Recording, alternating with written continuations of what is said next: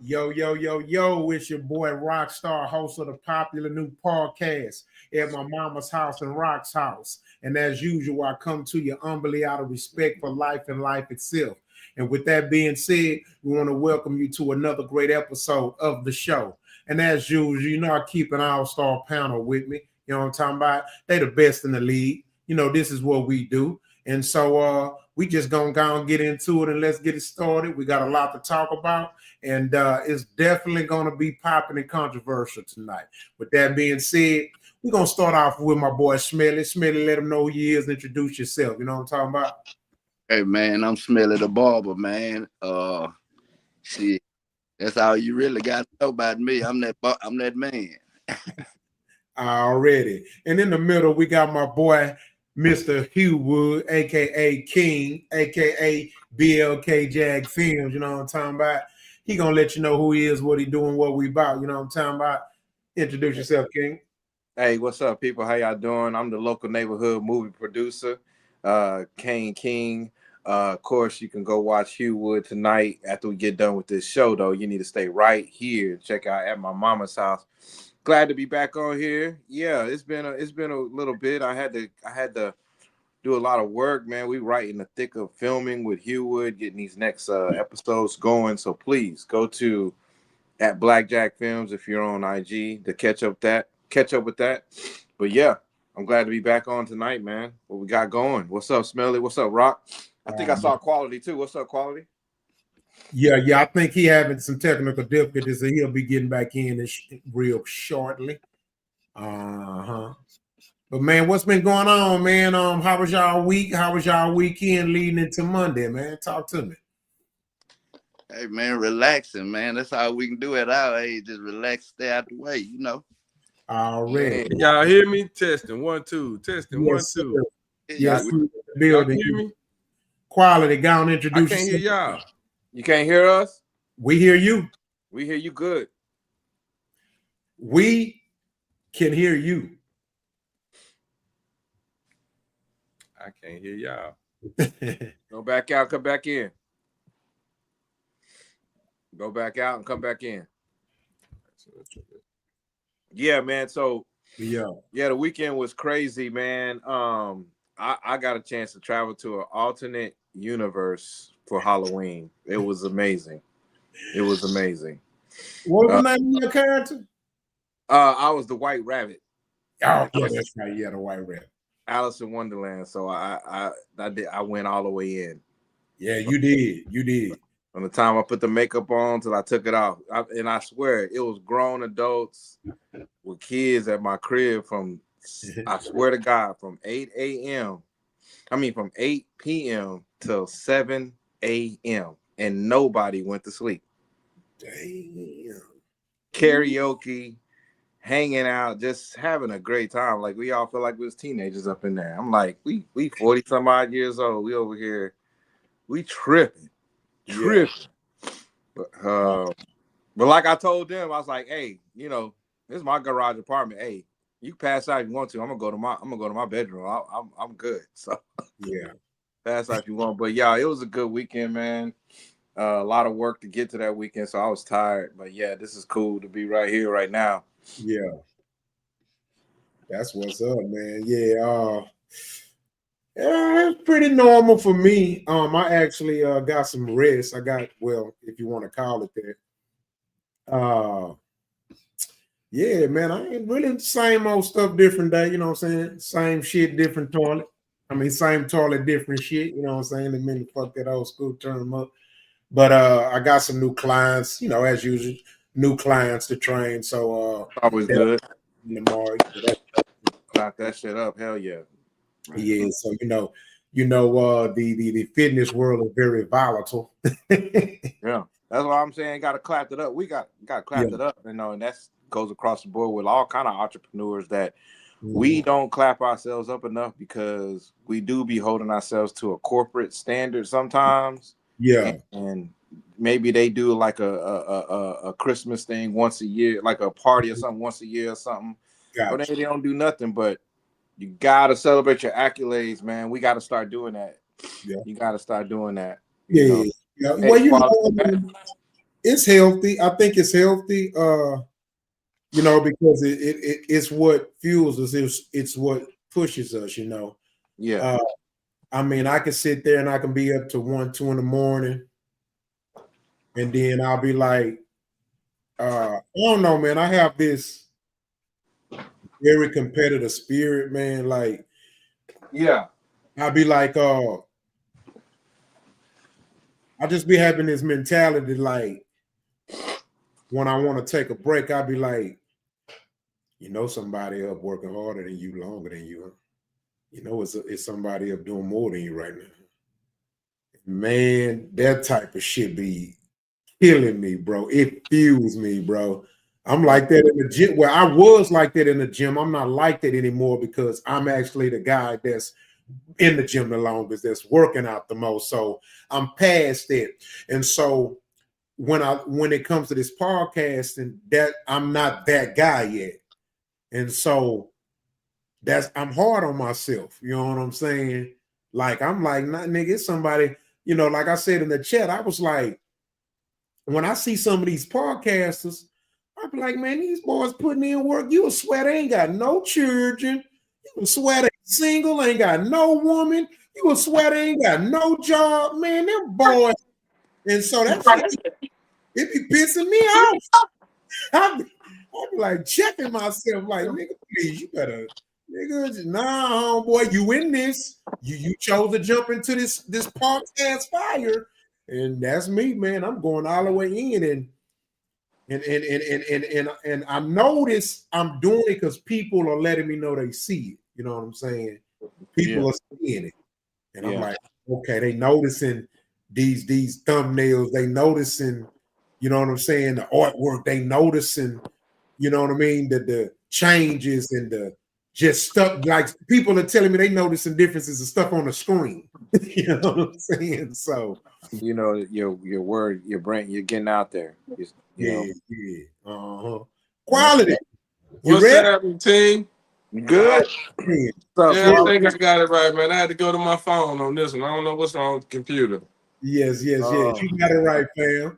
So check this out, fam. We're gonna go and let you do your thing, introduce yourself. You know, we can't leave you out, baby. Oh man, okay. Well, all righty, world. How y'all doing today? I am your boy, NAT Silent E, aka Quality. What's happening, world? How y'all living out there? Now, quality. I don't know if you think that we was gonna let this shit slide by and we don't notice something. What happened? You got a new phone or something? Oh wow, why you say that? Yeah, I'm looking at 4K all day. That thing look clear. Oh, and the funny part is I can't even see myself because the phone's so small. I can see the edge and contrast of the shadow that's on you. Oh goddamn, boy. Well, I hope everything. Lord, shit. Let me put all my shit up then, huh? Yeah. Man. Somebody on that 68, that 72-inch flat screen gonna see everything. God damn. Everything. It's boy, your shit is picture perfect. Oh goddamn. Hold on, man. You ain't trying to get a new phone? I'm gonna try. It is a new phone, I'm not gonna lie. But oh shit, I done fucked up now. Let me go back. Like I'm trying shit. It's a new phone, but man, I don't know. I ain't never did it on the phone before. Hey, y'all give it up for goddamn me, my goddamn boy Quality. I'm upgrading in the world, man. I'm getting my upgrades on. I'm working on that. I'm trying to, man. Quality vision. Man, what you boys been up to, man? What up, big yogi? Nah, we stand on this phone shit, nigga. Oh no, And see, I can't do my comments from the phone, man. I can't work my comments tonight. What kind of? Oh yeah. Yeah, see, I got to depend on King tonight. Now King got to talk for me. I can't even. I'm on my phone too. I'm in the garage. Ain't this a summer, bitch? I got kicked out. I got kicked out of my office like a month ago. Oh goddamn. The Well, wife, here we are wife then. said you got to take that to the garage apartment. Hold on. What kind of phone do you have? Oh man, don't ask me that. You know I don't know. One of them damn Apple phones. Is it what is it? The new 17 Pro? What? I don't know them numbers. It's one of them damn numbers. It's one of the numbers, the recent numbers though. My daughter got it for me, man. It gotta be that 17. Because I'm on the 16 and I ain't getting that. Yeah, so y'all got me worried. Let me pull this shit up, man. Hold on, man.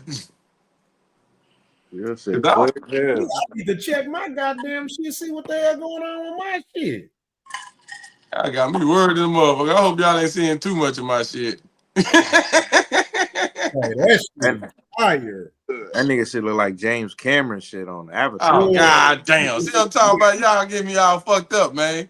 $5,000 cannon or something. Hey, we got to use that on the next shoot. Just come with them. That mother's clear. Now I know goddamn well you got cameras better than this one here, man. No, sir, not that. That's some good. That's some good shit. Some good That's shit. the first thing I know. I thought it was AI quality. This a bitch. I wish I could turn it to the side. I can see better. Okay, yeah, that's better. That's way better. Ooh, that bitch detailed. Look at that. But because usually your background is orange, like a light orange. This is like contrast saturated orange. Yeah. Like you can see the wrinkles in the dude's jersey. Fucked up.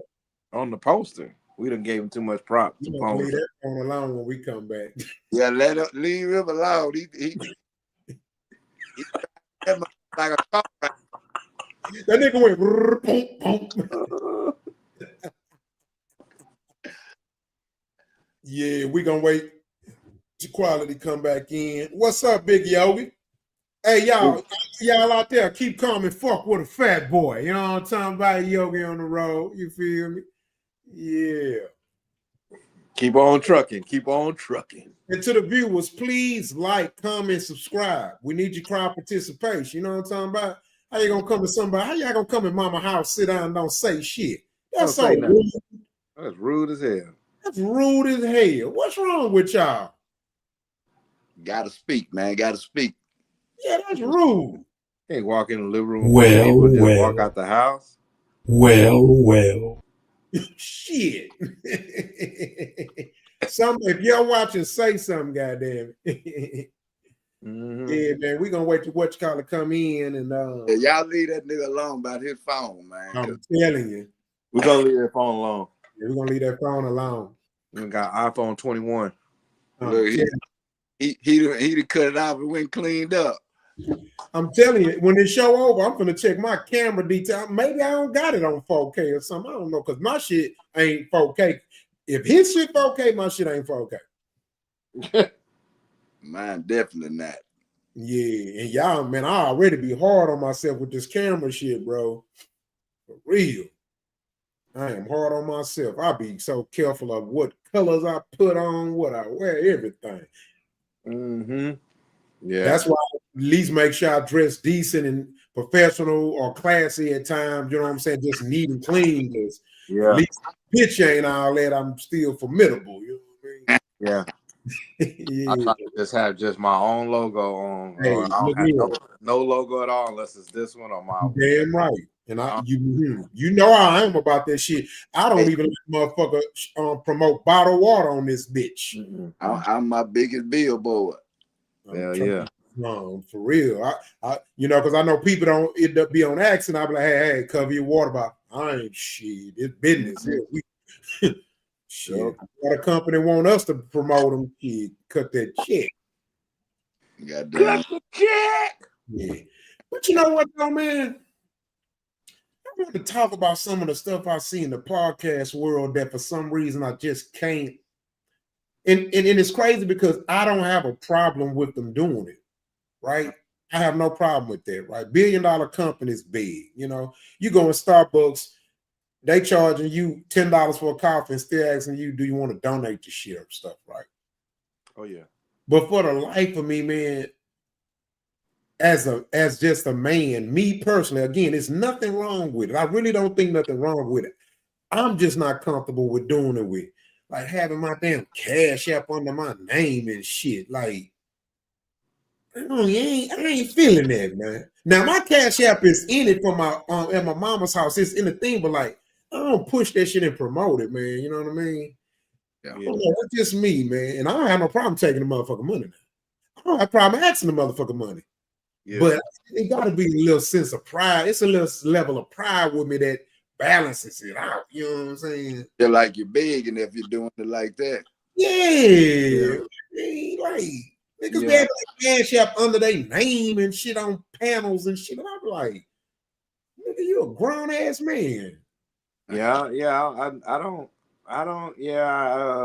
get the Patreon thing. That's different. You paying for a service. That's different. But That's when you different. put your blatant Cash App, it kind of gives me like birthday girl vibes. Like send me $1 because it's my birthday. You know. It's some shit sassy to me. I'm gonna say it. Y'all to make me comfortable. That's some sassy shit to me. That's some chick shit. Yeah. Send me $1. Like I even feel like as a boy, like, you know, maybe up to about maybe 10, 11, I'll let you do that.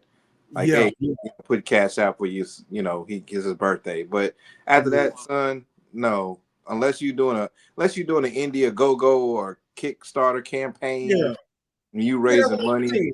The Cash App just seems like more of some borderline begging type shit. Is begging without actually verbally saying it, because it's going to your personal account, for God's sake. You know what would be smart? Because I think Cash App do get a little kickback money when you use this thing. Cash App, they should go and like go get a whole bunch of QR codes and just hand it out to the houseless people. So people drive by, you could just Cash App their thing. Everybody getting paid. They getting paid. Cash App getting paid. Hey, you know, homeless people done evolved. Shit, they got Cash App. They got the QR code. They got the It's on the Cash App, man. Them niggas, they tell you the cash. You can't tell a homeless person about you ain't got no money. Man, Cash App, man. They got to get these Tidwell and Antoine need to get it. Because I told dude, hey, dude, ain't nobody carrying around cash no more, man. Yeah. You know, I hate even having that conversation because I'm like, nigga, it's 2025, bro. Yeah. I ain't got no change on me or nothing. Yeah. And I want to help you. I want to help you. Right on. Right on. At least you do. I don't. You know, you have it every night. You know, you like, yeah. You know, I ran that red light last week. Let me do something good. It really look like it though.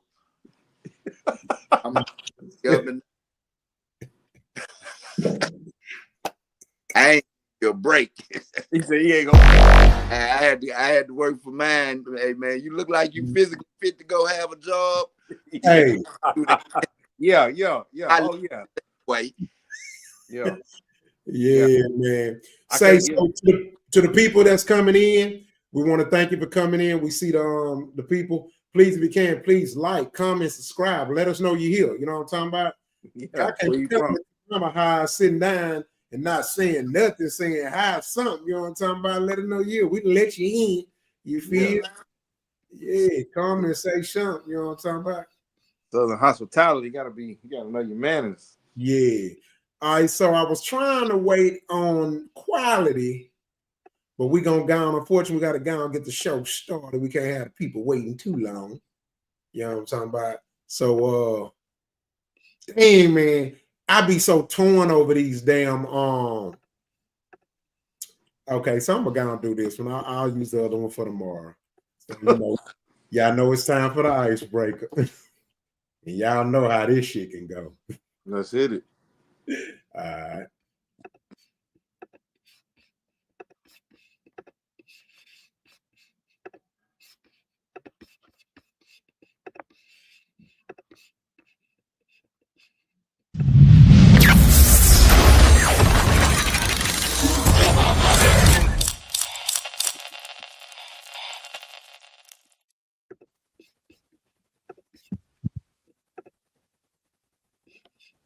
I came here to talk about some city business. But then on Friday night, all that changed. My wife, my daughter, my son, my grandson, and my daughter's friends was eating dinner over at Texas Roadhouse. Well, Joseph Lowry and Sarah Lowry happened to be there.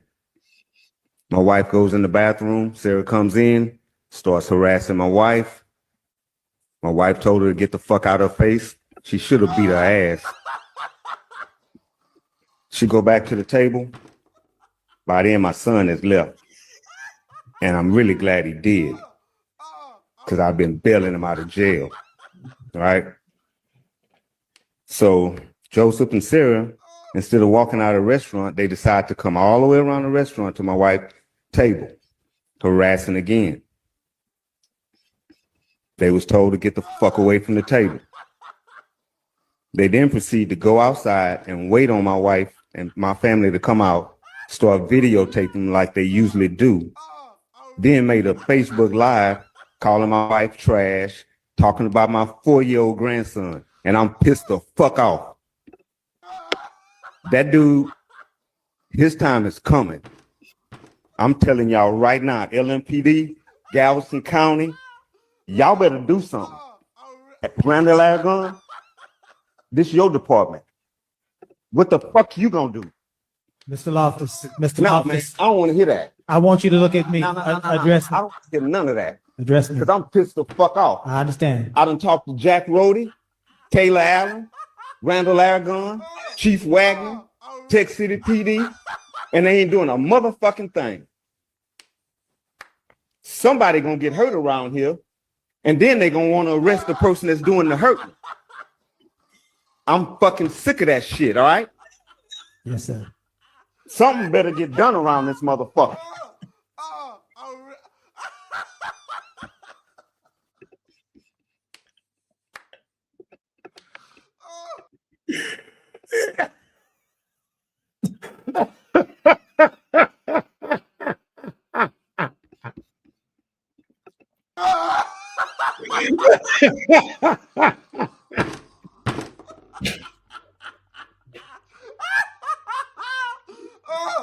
Hey,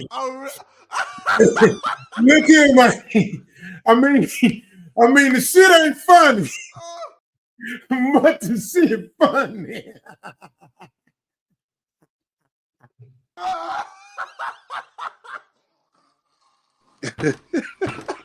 I didn't know my shit was on mute. Man, like we're playing. And dude brought out his inner, he brought out his inner Eric Mays. Somebody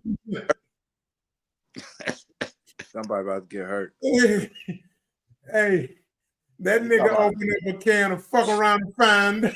Talk about his grandson too, his grandbaby. 4-year-old. Oh yeah, oh, that's his fishing buddy. Oh, you done fucked up. You done fucked up. Did you hear the city council though? Quiet. They were like, yes, sir. Yes, sir. Yes, sir. Yes, sir. What's your thoughts on that shit, dog? This nigga. Do we have any of those Chick-fil-A vouchers? Can we get him some tickets? Yes, sir. Get him some chicken, please. That man really mean business, man. He's standing on what he talking about. And you gotta respect him. He's standing on it. Hey, man. He's trying to warn these people before it happened because he say somebody gonna get hurt. And then y'all find the people that's doing the hurting. Yeah. Exactly. You good? Oh my God. Can you hear? Yeah, I'm here, y'all. I think I'm good now, man. I had to set everything up, Hey, man. I'm going through all kind of shit. We're gonna leave you alone about your phone when we keep talking about Yeah, your phone. y'all done messed me up. See, I done fucked up shit and everything. Appreciate that, y'all. Every last one of y'all. Appreciate that. As if y'all don't know, I struggle with technology. Y'all act like y'all don't know this already. Oh my God! Come on, quality. Come on, quality. You got the best phone. I ain't gonna talk about it. Yeah, don't do it. Don't do it. Come on, man. I think I'm good now. Yeah, let's leave that alone, man. Yeah. Don't let my boy stay in. I ain't probably gonna make me go get that 17. Here we go. Here we go. Dang. Nah, man, you can't mess with them old cats. Somebody was saying, "How much you want to bet?" That's a Gen Xer. I Who? say, you damn right. I bet it's a Gen Xer. Who? It was in the quiz I was reading on that video. Oh, okay, gotcha. All right, man. So we're gonna go into it, man, and let's get ready to rumble.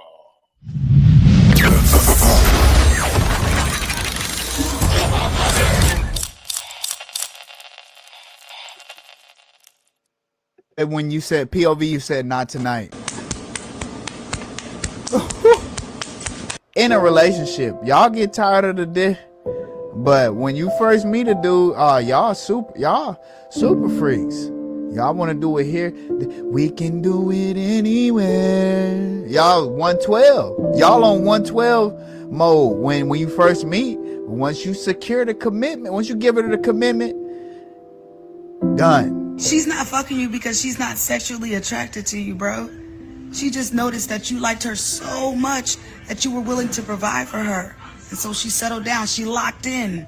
She was fucking the shit out you in the beginning, wasn't she? Mm-hmm. That's that luring process. You know, you never...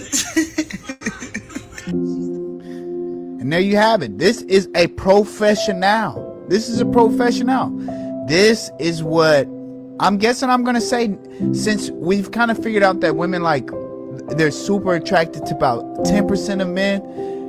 90% of men are going through this. So in the beginning, everything that you're doing for them, it turns them on. But after a while, it's not going to be enough, and things get dry. I've fell victim to this. I'm mid. Like I'm no Michael B. Jordan, whoever y'all like. I know that. So after a while, like being a good dude, it dry up. It really do. That's why I'm staying single, because then the only bad part about that's normal. Because to be honest, I get tired of the coochie too. Because I got to do all this stuff. I got to be emotionally intelligent at the beginning of the day and say little sweet things. The foreplay start in the morning and y'all don't get freaky till nighttime. I got to do all that. But when I first met, it was just ready and super wet.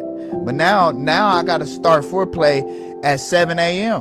A lot of women believe that they can have it all. And, you know, I don't want to, not allow women to manifest what they believe they deserve.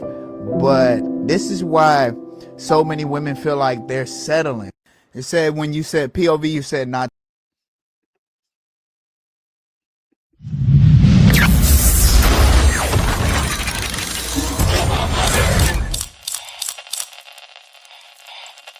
All right, so that was a video. Basically, it was, y'all heard what he was talking about. So what I wanted to do was start the topic off. The topic of conversation based off the video is, what are your thoughts on women and the men they choose, and respond freely to some or all of what he said. Now, me personally, a lot of what he said, I felt him. He kind of exposed himself a little bit, you know what I mean, in certain areas, but nevertheless, I got the overall message. But again, it's a very flexible topic, so you know what I'm saying. But what is your thoughts on him talking about how the women are with the men they choose or whatnot, and what's your thoughts on it? And in between, if anybody feels like they want my thoughts before we go to the next person, let me know, because again, I'm playing host and a member of the panel, so it can get real tricky, y'all. So I just want to be able to create that balance. So that's one of my battles that I'm having, is trying to be the host and on the panel. So it's not easy. I'm telling you, it's not as easy as this shit seems. But with that being said, Can you say the context one more time of what this is about again? It's basically about did you watch it? I did watch. I watched the whole thing. I don't wanna. Yeah. Okay. No, just you saw the video. Okay. What's your thoughts on it? You know, and him how he feel about women towards men and stuff like that, and you know. Man, shit, I'll jump in. Whatever. Yeah, I think it was an interesting take. I mean, I felt like I saw that video a while back, but I didn't see the whole thing.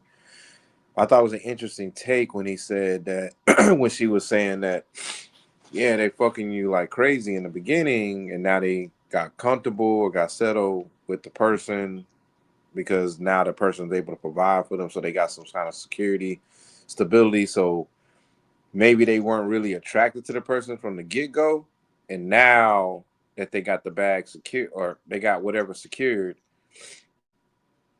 now the real person of who they are is coming out, and maybe the sex slows down and all that stuff.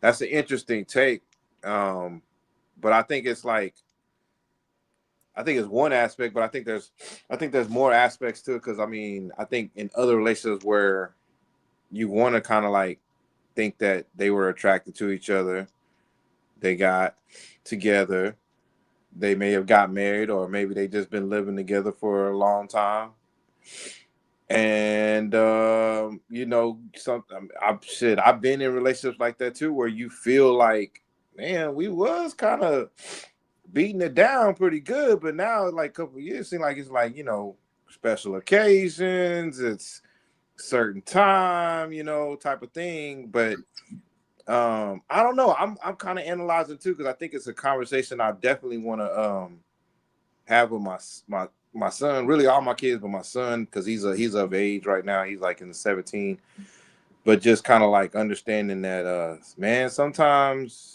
you do gotta warm a woman up. You do gotta still do that cat and mouse play a little bit. You still gotta, you know, a lot of times when you find a good woman, what I've known from my friends that got they women, and what I have in mind is, and when I listen to them, it's like sometimes it's like really a mental thing that they get off on you. Like they're really into that person that they with, you know, mentally. So a lot of times, you know, in relationships, you go into arguments, you got money stresses, you got kids stresses, you got work stress, and women take that shit a little bit different than men do. You know what I'm saying? So I think those are some factors as well. That's as much as I can talk on it without going too personable, but that's somewhere I think like it was interesting to hear his and hear that angle, and then hear her kind of back it up what she was saying about it. That fucking sucks if that's the fucking case. That's stupid as fuck. All right. Anybody else want to speak on it? They thoughts on it? To me, it's just it's people, man. It's just how people are, and in this particular incident, we talking about a woman and how she feels. So, you know, if she say she in the beginning, that's the reason why, well then clearly that particular person picked the wrong person, because that's not in every situation. You know, that's in some. Of course, we all know that, but to me, when you talk about things like that, I feel like that particular person is targeting with that other person like that. So basically, if she's saying that she don't like the dude, well, all right, and you continue to go on with it, well, you targeting something that you know you didn't like. So you have a different agenda, whether that agenda is to get money or get something out of it. You just have a different agenda. So, and it is sad. Yeah. I just want to say something off of it too.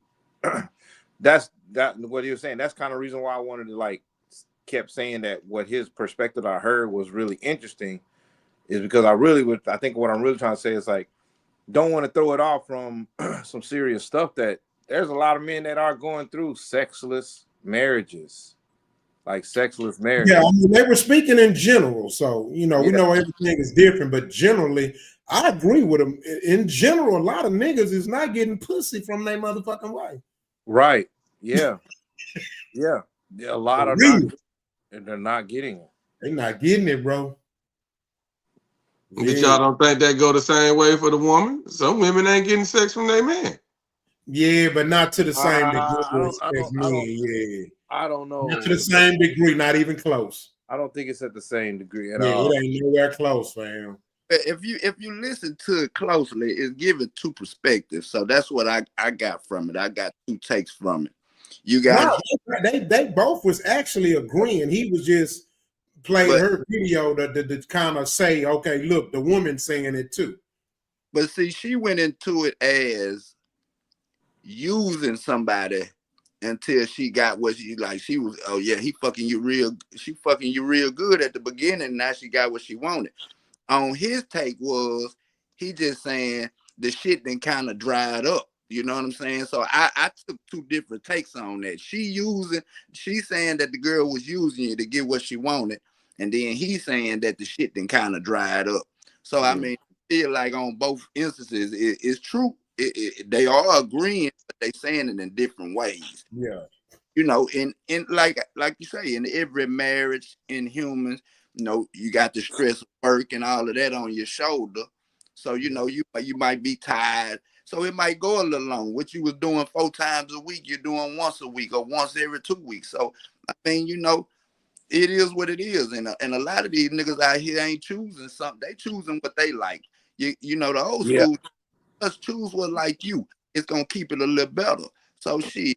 I mean, once you get into it, you know you was ugly and you got this pretty ass girl. She was with you for something more than looks. So you gotta figure that out. This conversation niggas need to have with themselves. Hey man, why is she with me? Because I'm financially stable, because I can take care of her, because what is it? You know what I'm saying? That's the target point I was talking about. They target each other. You see what I'm saying? Yes. I don't even think they so much target each other. I think in general, you know, it's kind of like when the animal is chasing the prey. If he don't be careful, he gonna get fucked up. Sometimes they successful, sometimes they not, and they get fucked out. And I know from my perspective, I'm gonna break it down. You know, I took away the meat and kept the bones because, you know what I'm saying, I can tell homie was telling the truth, but I'm gonna say this, man. And when I tell people this, some niggas and some chicks don't believe me. We gotta stop looking for women. That's our problem. We looking for women. Man, look, as men, the only thing that we supposed to be looking for in this life is our purpose and drive. That's it. Money, respect, success, degrees, education, pussy, kids, family, that come with it. It come with it. I swear to God, if you just focus on your goal, focus on your purpose, focus on your drive, all that shit gonna be in front of you like, hey, we've been looking for you. We're looking for you. You know what I'm saying? And too many of these niggas is, man, they driving backwards, man. And that same theology goes to the 5-year, 10-year, 20-year-old marriage man too. That same theology, like well, yeah, I ain't gonna even take it that far. I'm gonna tell you why, because I'm gonna get real critical with this shit, right? Like something that I never understood. How bitch gonna put you on the couch? Wish a bitch would try to tell me to go sleep on the motherfucking couch. What kind of motherfucking man? Ain't a bitch bold enough to tell me that shit. So it's that type of shit that, you know, you got to be mindful of who you chose, and then, like Smelly said, you got to have a conversation with yourself. Yeah, you got to have that conversation with yourself, bro. And he's so right. Why she like me? Right? Or why she acting like she like me? Because one thing I know, when a woman really wants you, she shows. A woman that really wants you gonna chase you. I ain't chasing no bitch. She gonna have to chase me. And you know what I'm saying? I'm gonna give you another thing. Like, for example, when he said he get tired, I can't speak for other niggas. I don't get tired of pussy. I don't get tired of pussy. That's one thing. It's always been, I've been different from other niggas with that. I I hear niggas like they get tired of saying pussy. No, no. Yeah, when he said that, that did not resonate at all. That didn't register. I've never had that feeling. But King, I done heard a lot of niggas say that. I'm like, I've heard niggas say that too before. man, let me tell you something. I never get tired of pussy. I never get tired of good pussy. That don't even register to me. How do you like? That's like a nigga getting tired of some good food. I'm tired of a good house. I'm tired of that shit. Don't register to me, bro. You know what I'm saying? There's some niggas that's just numb to that, man. They lifestyle, bro. There's some niggas that be getting it in. They just numb to that shit. Man, say I'm a freak like a motherfucker, It's but I bad. never get tired of no good pussy, bro. Yeah, I don't understand it either, but I don't understand it. I listen to him. I'm like, damn, okay, I see. Yeah, okay. You are in the strip club a lot. You do. And back to Smelly, and I'm gonna land my plane. What kind of relating to what Swilly said? One thing a nigga gotta make, he gotta have this thought process when it comes to a woman. You gotta find out, are you the one or the option? Yep. And it's a lot of women with some option niggas out here. It's a lot of women who married the motherfucking option. That's just facts. It's hard truth to the viewers out there. But my nigga, a lot of y'all niggas is options. I'm just being real. That's fucked up. Hurting people's feelings and shit. Hey, you better make these niggas have a talk with themselves. Like, Yeah. Hey, put this shit on mute. Put this shit on pause. I mean, let's talk. Man, I apologize, y'all. But hey, this is my mama's house. We're gonna keep it a bean. A lot of y'all niggas is options, bro. You not that nigga, dog.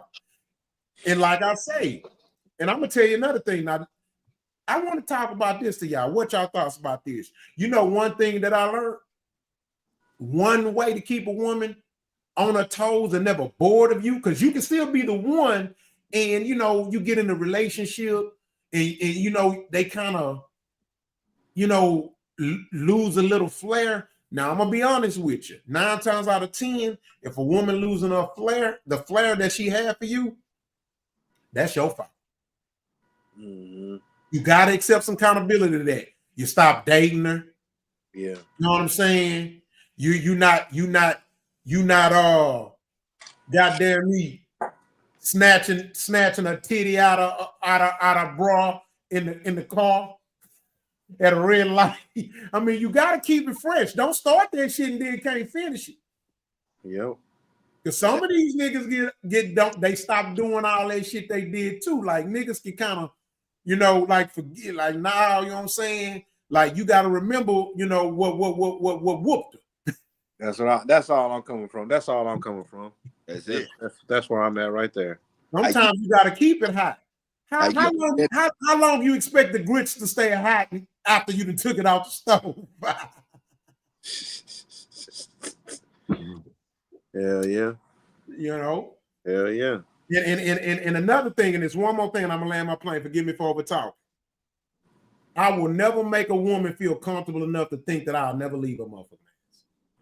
Or I will never make a woman feel comfortable enough to think that I won't fuck a bitch. I'm just keeping it a bean. I'm gonna tell you why. Dick holler at them every day. I don't care. It ain't a day in their life that dick don't holler at your woman. Mm-hmm. They are constantly bombarded by dick. Fucking facts. So guess what? How I equalize that shit? Spend the pussy out here, bitch. Pay attention. Because they can get caught up in the rapture, kinfolk. You got them thinking they come, oh, he ain't gonna. Nah, bro. Every woman like a little bit of bad boy in them, dog. They do, bro. They do. You know what I'm saying? Yeah. I mean, it even like, you know, even if it's sometimes just fussing at their ass, you know, you gotta bark sometimes, even in shit. Hey, near that shit. It works. Every 3 months. Yeah. Like we seen quality. We seen quality bark on camera. hey, shit. We're like, look at that.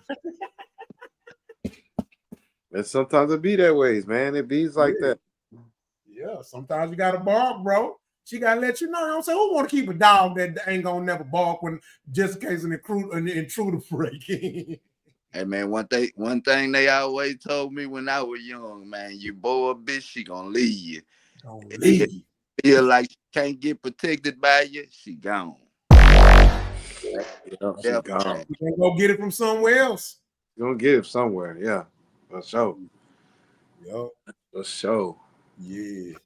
Yeah, but I felt them, you know what I'm saying? But you know, like I tell people, man, you gotta like Smelly hit on a powerful point where like you gotta have a conversation with yourself, dog. You do. That he hit that right on it. You know, you feel me? That's just like, for example, shit. If I know this girl ain't never liked the light-skinned dude, they never been her type, then I try to impose on her. Nah, I'm a question why this motherfucker liking me. Something ain't right, because you ain't liking me for this, because I know what you don't like. Why you fucking with me all of a sudden? Nah, I ain't the nigga to change your heart on, bitch. No. I want to be wanted. You know what I'm saying? I want to be that nigga. I want to be that apple in your motherfucking eye. See, you know. Right. Fucking right. Yeah. Just let me know when I ain't so we can go. Let me know, bro. Just let me know. And I had an ex did that. She let me know she wasn't feeling me no more. That's cool. Let me know. Cool. Talk to me. And it hurt it. And I actually fought for it. I fought for it to work. But see, she got lucky.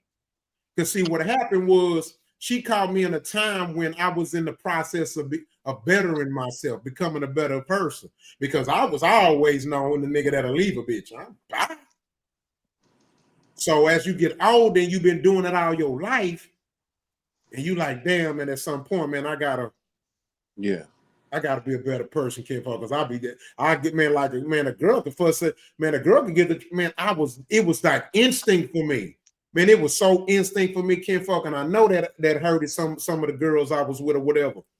They probably was like, I'm heartless or whatever, but I didn't know nothing else. Like, don't threaten to leave me, don't talk shit to me. You can go. Man, I tell her ass you could be replaced, all that shit. And so this particular ex, she caught me in a process of me becoming a better person and not being quick to break up or leave or say fuck it. You know what I'm saying? So that was the only reason why she even had that opportunity where I was trying to chase her or keep it from working. And guess what happened? It didn't work.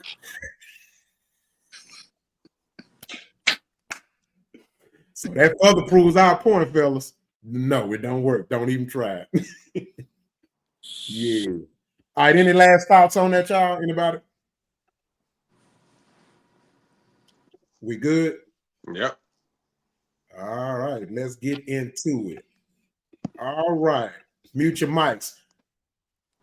I think this is gonna be interesting, Kinfo. I need y'all to have more conversation on this, bro.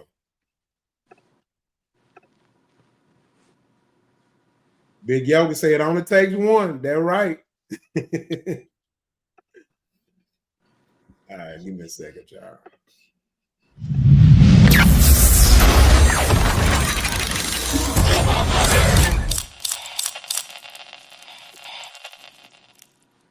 No, bring it back. Right. Bring it back. Keep it right here. You know what I'm saying? What I'm saying is, Yep. I ain't never told a woman that nigga that you dealing with, this nigga got made. I know this nigga, he cheating on you. You deserve Never better. said that, but you have been in a position where she might be seeing somebody and they on and off, and he's still like, yo, no, we locked in. And you like, nah, but I really want her. You been there before, Cam. Okay. You have, bro. Let me ask you this. Is this in the same boat? I done talked to a girl knowing that she got a dude or dealing with a dude. Right. And I tell her straight up, that ain't me. That's Dirty Macking? 1000%. Oh, no, that ain't Dirty Macking. That's Dirty Macking. Macking. What you That ain't mean? dirty. That's like that ain't me. Is it? It's That's Dirty Macking? my boy. I'm gonna tell you why it's Dirty Macking, bro. Dirty Macking is Bro, it's dirty macking to a certain degree, bro. Talk to me. I'm gonna talk to you because that's not the only thing you're gonna say. Because I'm gonna tell you, like when she start telling you when she get comfortable enough with you to start talking to you about her life and what's really going on, because all women do, because they want to see, all right, like, is he different? Is he gonna treat me different? Or some women, if they really mature enough, they don't talk to you about none of their business. They just whatever. But bro, that's dirty macking. Because why you even got to say that? Why you bring him up? Because I need to set the tone and let her know why that I'm not that. Why? Why not just do it? Why not just be it? I am. But I have to. What you gotta tell them? Sometimes we need a reminder. You ever been driving? Nah, bro. And you know I think different. I'm not gonna speak on, bro. That's a song. But I'm just saying, you can't hold me to that song, but I can because I'm fucked, right? It's fucked up, man. But listen, if I'm gonna tell her he ain't me, I'm gonna show you he ain't me. I'm not gonna tell you. But what I'm saying, and then I'm gonna let her come up with her own conclusion of what she wanna do. By the time she come up with the conclusion, pew, I'd have been gone. You say you gonna be gone? Pew. So then you ain't even. That's not even. You wasn't fucking in the first place. Trying to bring that. No, bring it back. Right. Bring it back. Keep it right here. You know what I'm saying? What I'm saying is, yep. I ain't never told a woman that you dealing with this. All right, guys. All right, so the topic of conversation is dirty macking okay? Is it not? And define in your perspective, in your own perspective, what is dirty macking considered to you? Who want to go first? Shit, I start this shit off, man. Hey, man. Every time a man got to speak on the man, if you know him or don't know him, you got to speak on another man to up yourself. That's dirty macking. I mean, it's just as simple as that, man. Speaking on another nigga, Cam sound like a lame for that, man. And I can't believe he let Mario make that's some lame shit, man. That's dirty macking all day. All day. All right. Quality. What is that dirty macking, and what is dirty macking defined by quality and qualities Webster book? In my opinion, I agree with Smelly. There's no reason for me to speak on no other man. If I'm doing what I'm doing, more than likely I don't even care about the other dude. And back in my heyday, you know, if I was dealing with a chick, I didn't care if you had a boyfriend or whatever. That's your business. We do what we do when we together. And what you and him do, that's y'all. So the dirty macking part, that part right there, I guess the terminology of it for me is just blows my mind because I don't even know what none of that is. I'm a simple nigga, y'all. Very, very simple. So there are things I do and things I don't do. And that's part of the things I don't do. I ain't finna be talking about the next nigga and what y'all do, and I don't care nothing about that. That ain't my business. Yeah. So. Yeah, because what happened is that basically Mario says that most men dirty mac, and he said that is pretty normal. Mario actually brought it up to him. He said Mario is like, he don't see nothing wrong with it if you're trying to hit. And so it was interesting to me because when I heard, I was like, because I ain't never been the type to dirty man. But when I heard it and I thought about it, I was like, well, if he just trying to fuck the chick, does it even matter to the other nigga? So I guess I put myself in the shoe of the other dude. So when I put myself in the shoe of the other dude, I was like, shit, I ain't mad at the nigga. He tried to fuck. He did what he did to fuck. So, but I'm saying that's my perspective on it from being the other dude. I would be like, hell, I ain't mad at the nigga. Now, I wouldn't do it. That ain't my style. But for some reason, I put myself in the shoe of the other dude, and I was like, nigga, just trying to fuck. What's the other dude? The dude that's with the girl? Huh? What's the other dude? The dude that's with the girl? No, the dude that was with the girl that fucked her already, like another dude. He now the new dude in the picture that's quote unquote Dirty Mac. Okay. Yeah. Yeah, you know what I'm saying? What? And then also, if you're it just for me, I want that conversation because I ain't gonna lie, it kind of sparked some thoughts in my head. I'm like, because Cam was like, well, shit, he said, hell, what if you have knowingly fucked the chick that had a man? And I'm kind of like, that is kind of dirty Macking by default. Yeah, that's what I'm saying. What? If she not with the dude, then he just I don't think, man, I wouldn't have had to say any of that anyway. I mean, I don't know. Yeah. But if say I'm here, I was under the impression like she's with a guy and then That's the one. That's how I saw it. Yeah. he's They talking, were using different examples.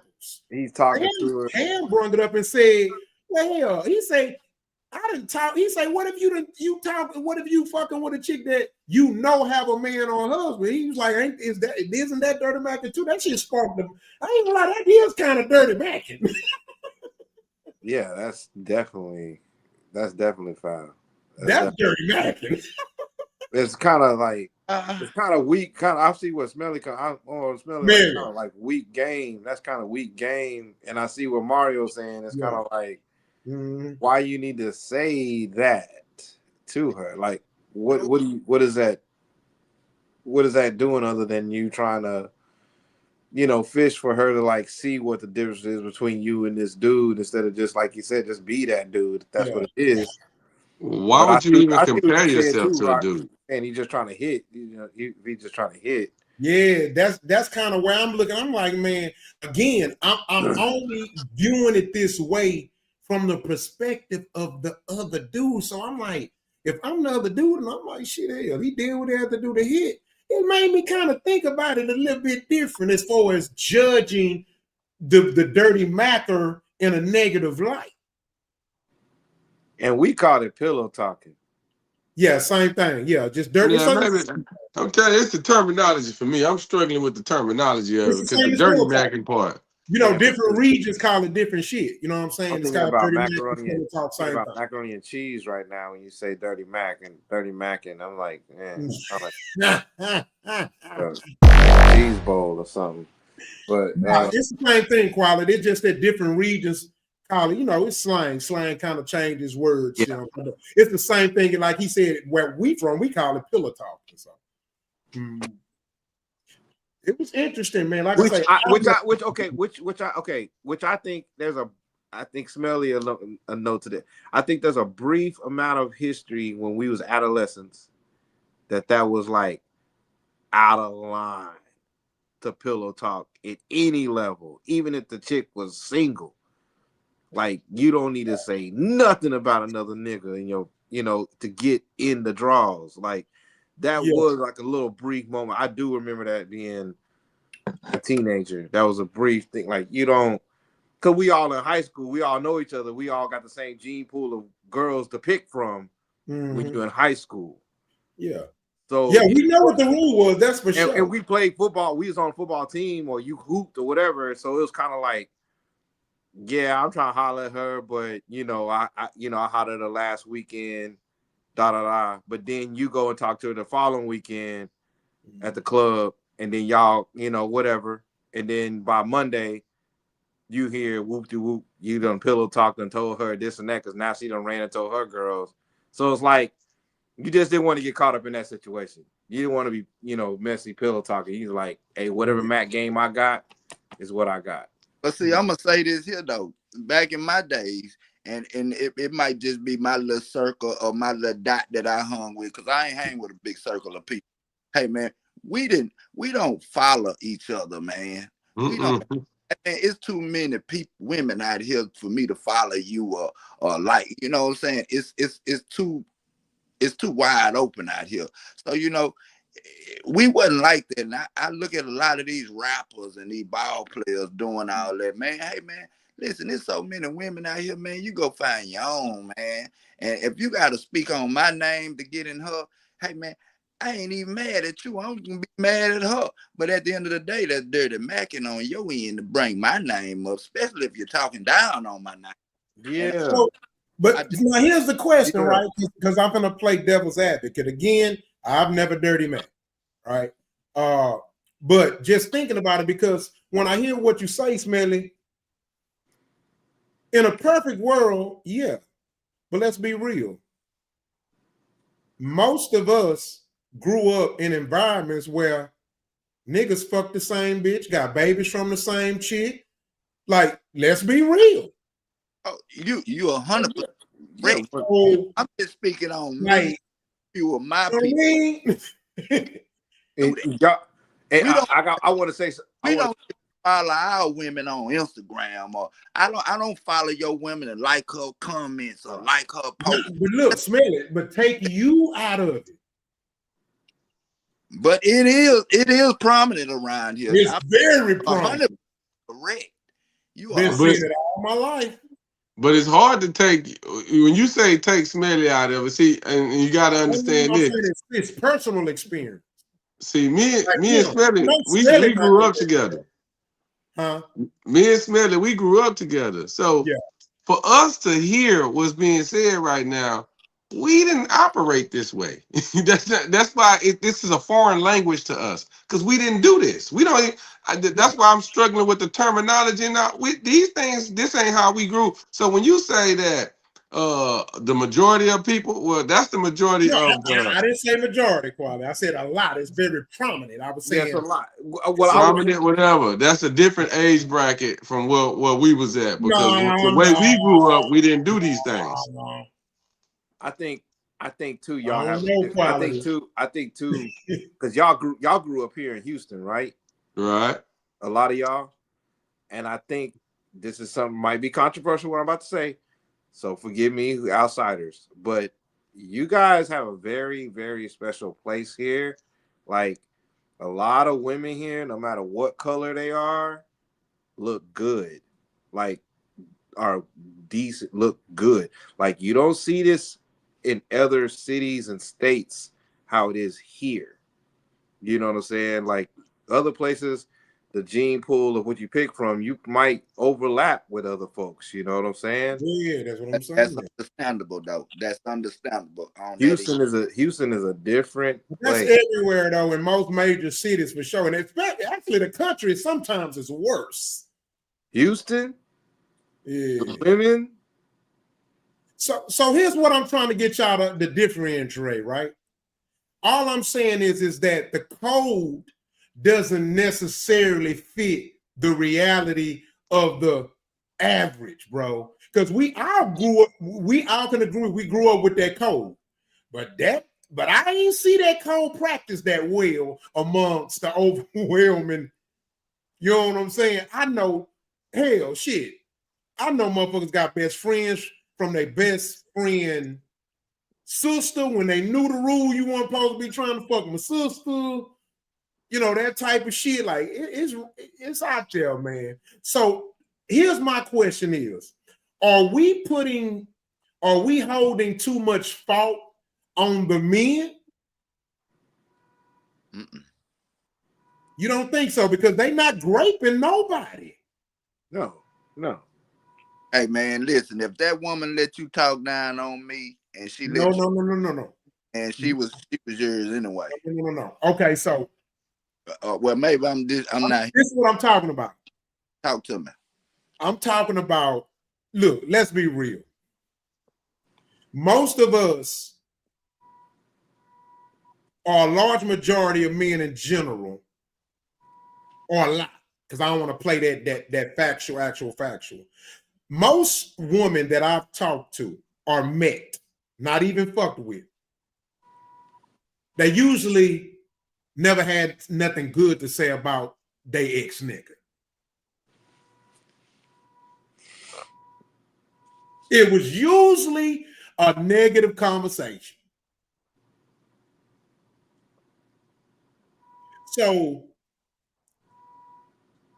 again, I would never talk about another man, but I'm looking at it outside of me and saying to myself, is it really that big of a deal if his aim is to get what he's trying to get out of her? Yeah, because there's a certain camaraderie amongst men. Yeah, it's a thing.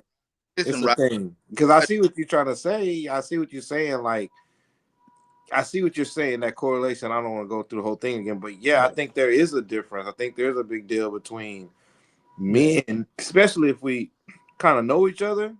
Then yeah, I think there is a thing there. You know what I mean? See, I might be missing. I'm not talking about close friends, y'all. Come on, we know that's out of line. Well, even if you want to close friends, just men in general, just a general moral of men. Like, yeah, I'm just saying, yeah, okay. I don't even care if they talking about me. That's my point, quality. I'm looking at it from the other nigga like, I don't give a fuck. Like, I can care less. Yeah, I mean, whatever you do, Dan, whatever it takes, I guess. That's what I'm saying. I'm looking at it from the other dude. I'm like, nigga, I got a new bitch, nigga. I'm thinking he talking about why they with each other. Why? That's what I'm thinking too. That's what I misinterpreted the whole thing. No, but look, but hold on, but Smelly, I like what you said, right? But again, what you just said, it kind of give credence to a man that's knowingly fucking a married woman. That's got to be the worst form of dirty macking. No, it ain't. Why? If you dying on that to get You it. don't think that nigga having conversations with a married woman about her? About him? Woman, bro, they talk. You have to listen to him if you want the pussy. You can't just never listen to a bitch. So I ain't gotta listen to her tell me about him. I don't want to talk about him. We had that agreement. We ain't talking about him. We ain't talking about him. We ain't talking about him. That's not reality though, dog. Y'all want to have if you're the side nigga, you're in a relationship with her too. You cannot sit and say y'all not gonna have conversations, bro. It ain't just a fuck me and leave. That's not no real side piece. Y'all know that ain't right. They be full-blown relationships, side piece relationships. Let's talk about it. I situation, you understand? And the situation occurred where I was just a good listener. I wasn't getting on no advice. I wasn't saying, hey, you need to leave or you need to do that. All I was trying to get a fucking understand. I listen to you, say what you say. That's all. I didn't have to say, you don't have to say nothing about another man to get this woman. If she ready to go, she ready to go. That's why she choose to talk to you about this man, because she ready to go. No, that's not necessarily true. Every situation is different.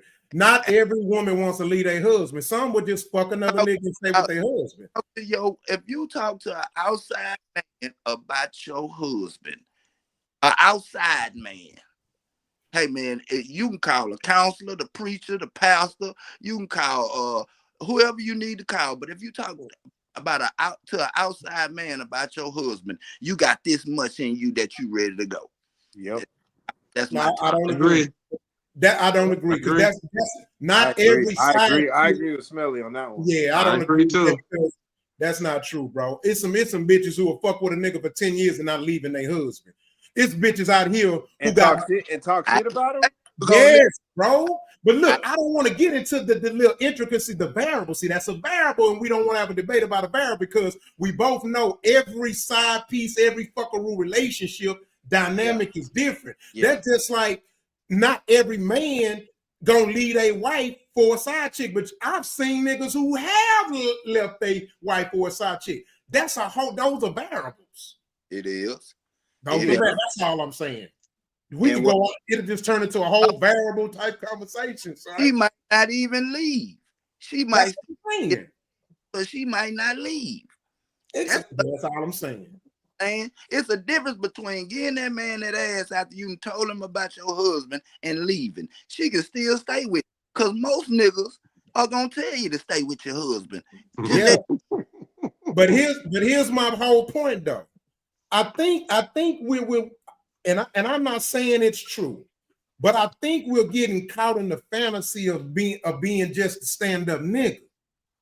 And we're trying to inflict that on the reality. Bro, ain't no such thing. I mean, it is, but most relationships that become intimate and over time, bro, you're going to talk. It's almost impossible. God damn it. Look, I ain't gonna tell my personal business, but I know some people who practice ism. Kinfolk, these motherfuckers be having a whole full-blown conversations and relationships with the trick and tell each other about their personal life. So if a trick and a 304 can develop a relationship, and that's just strictly monetary, and they can end up knowing each other a whole life. She know who the P is, he know who the wife is, she know who the wife is. I find it very hard for two people fucking around and not ever have a conversation about each other's mates or one of them mates.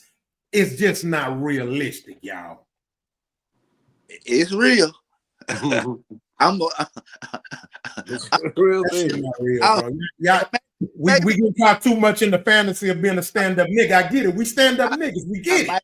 I might man, come on, bro. I might just be speaking for me though. That's what I'm saying. Out of niggas' hair. And I know what you mean. I know what you mean. I cut a lot of niggas' hair that do that. That will do it. So it's not. It's like it's wiped off the table. It's true story. Yeah. Story all the way around. But my morals are different. So when we speak on these topics, I speak from my morals. I can't I can't speak from somebody else's. Right, same. Another nigga shoe. All these shoes back here I stay in my own shoes. I can't think. That's like trying to think of why this nigga murdered this other nigga. I'm not a murderer, so I don't think. What are you talking about? This I'm talking about just like the realities. I'm not saying what I'm thinking about another nigga. All I'm saying is facts. I'm saying that this not even me thinking this is fact. There are people who are messing around that have another person. They are having I'm not saying it's like an everyday conversation. But they have, okay, hold on. So that's just like a nigga been fucking that's just like a chick been fucking a married nigga for 3 years. Man, you don't think that bitch know where that nigga work? You don't think, man, come on. You don't think that bitch knows something about that man's wife? Of course. So that's all I'm saying. So the debate got on about that.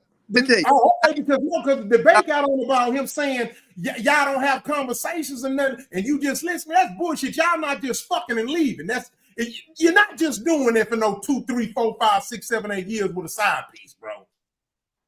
A relationship is a relationship. I don't care who it is.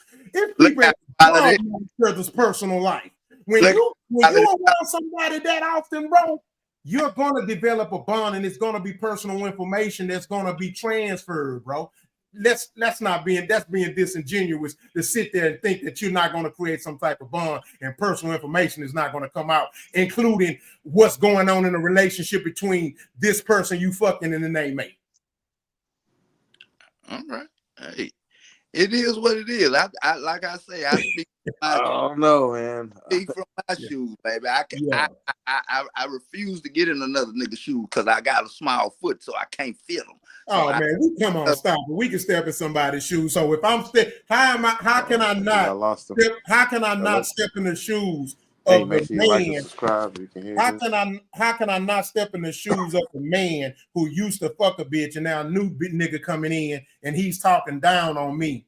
And I now sit and say, well, if that's the case, then hell, I don't even look at it.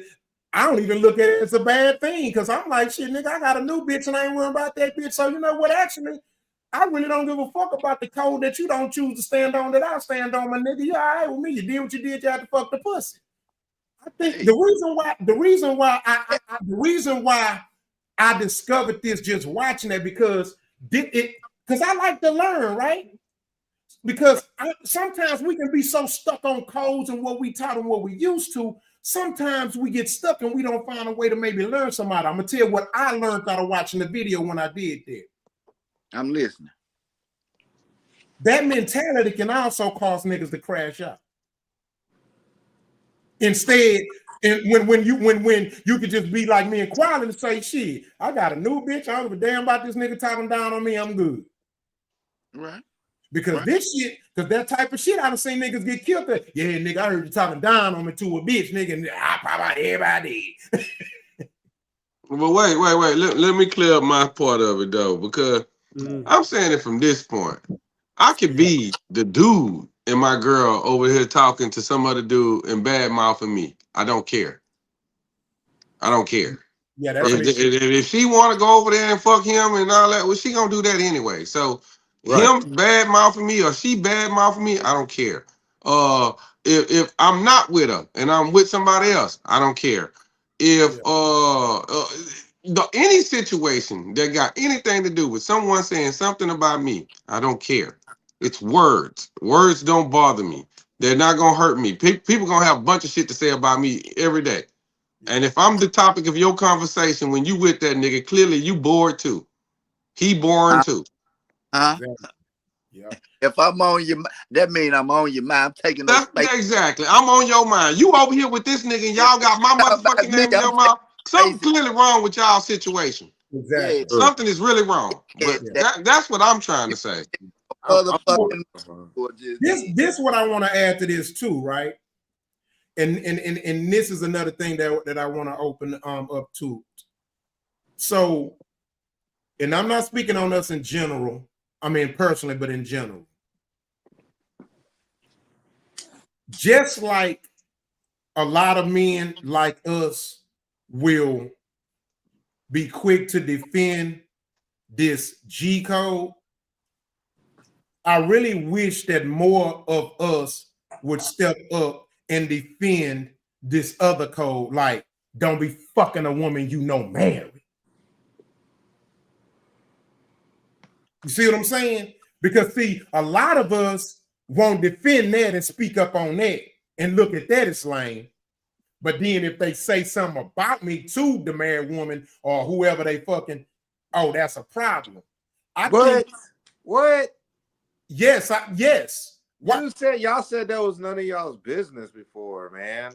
No, what I'm saying is, okay, so what I'm saying my words. But what I'm saying is, King, is that in general, a lot of niggas will defend this G code, but then they don't have a problem with a man going fuck a knowingly married woman.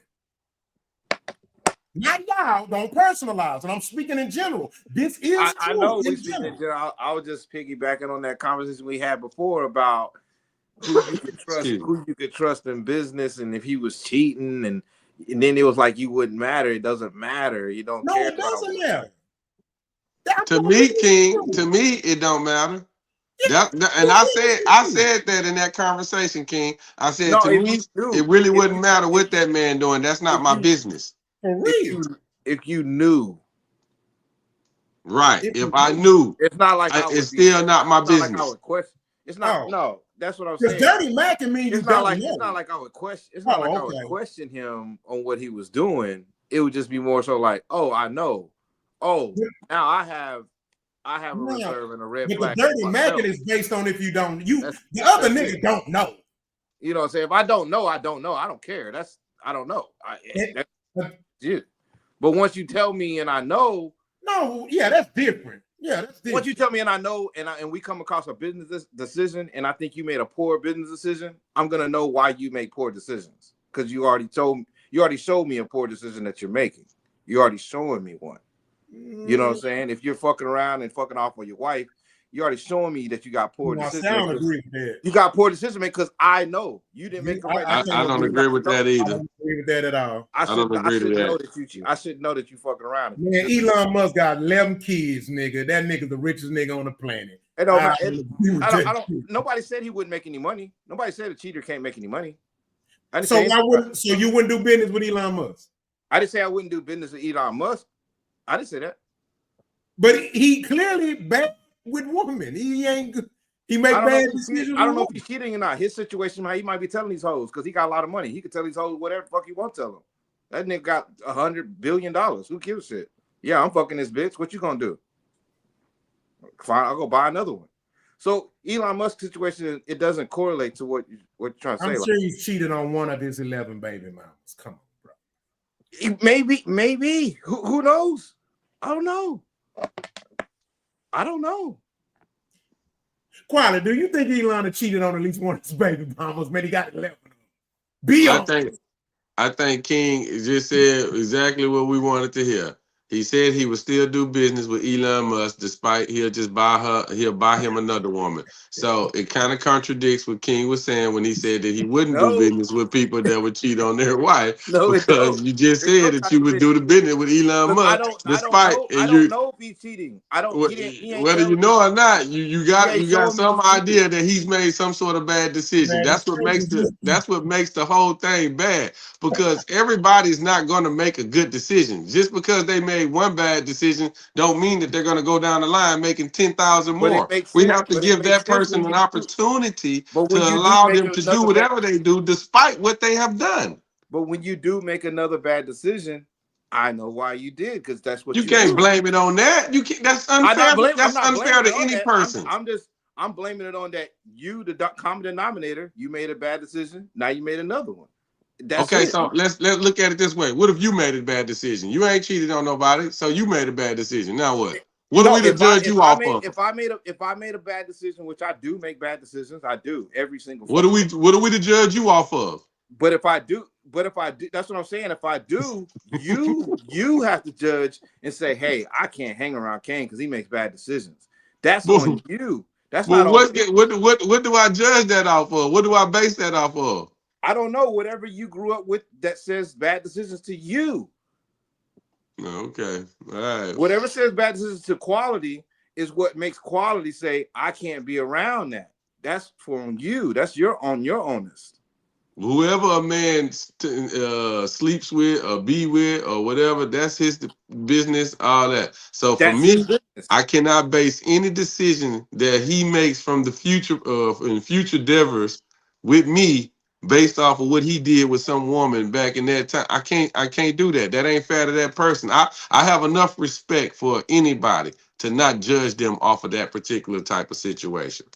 No, that's just me now. That's just me. I ain't saying nobody right or wrong here. Don't say it like that. Don't say it like that. We're not talking about a back in the day chick. He cheated back in the day a long time ago. If he cheating on her right now, I still have no right to judge that man. That's not my place. I ain't God. Keep your business to yourself as you're doing business with me, to be ethical, doing ethical business. Keep your business to yourself and be enough of a G and a player that a nigga ain't got to know your motherfucking business. If you really a player, a nigga don't need to know your shit. Because the minute I know what your shit is, then I am going to correlate it to what you're doing. And if you do cross and make a bad decision, I just know that you make bad decisions. And I know, like, I'm not here to fuck around with people that make bad decisions. I'm just going to move around. That's it. It doesn't mean that you're a bad guy. It doesn't mean that you ain't going to make no money.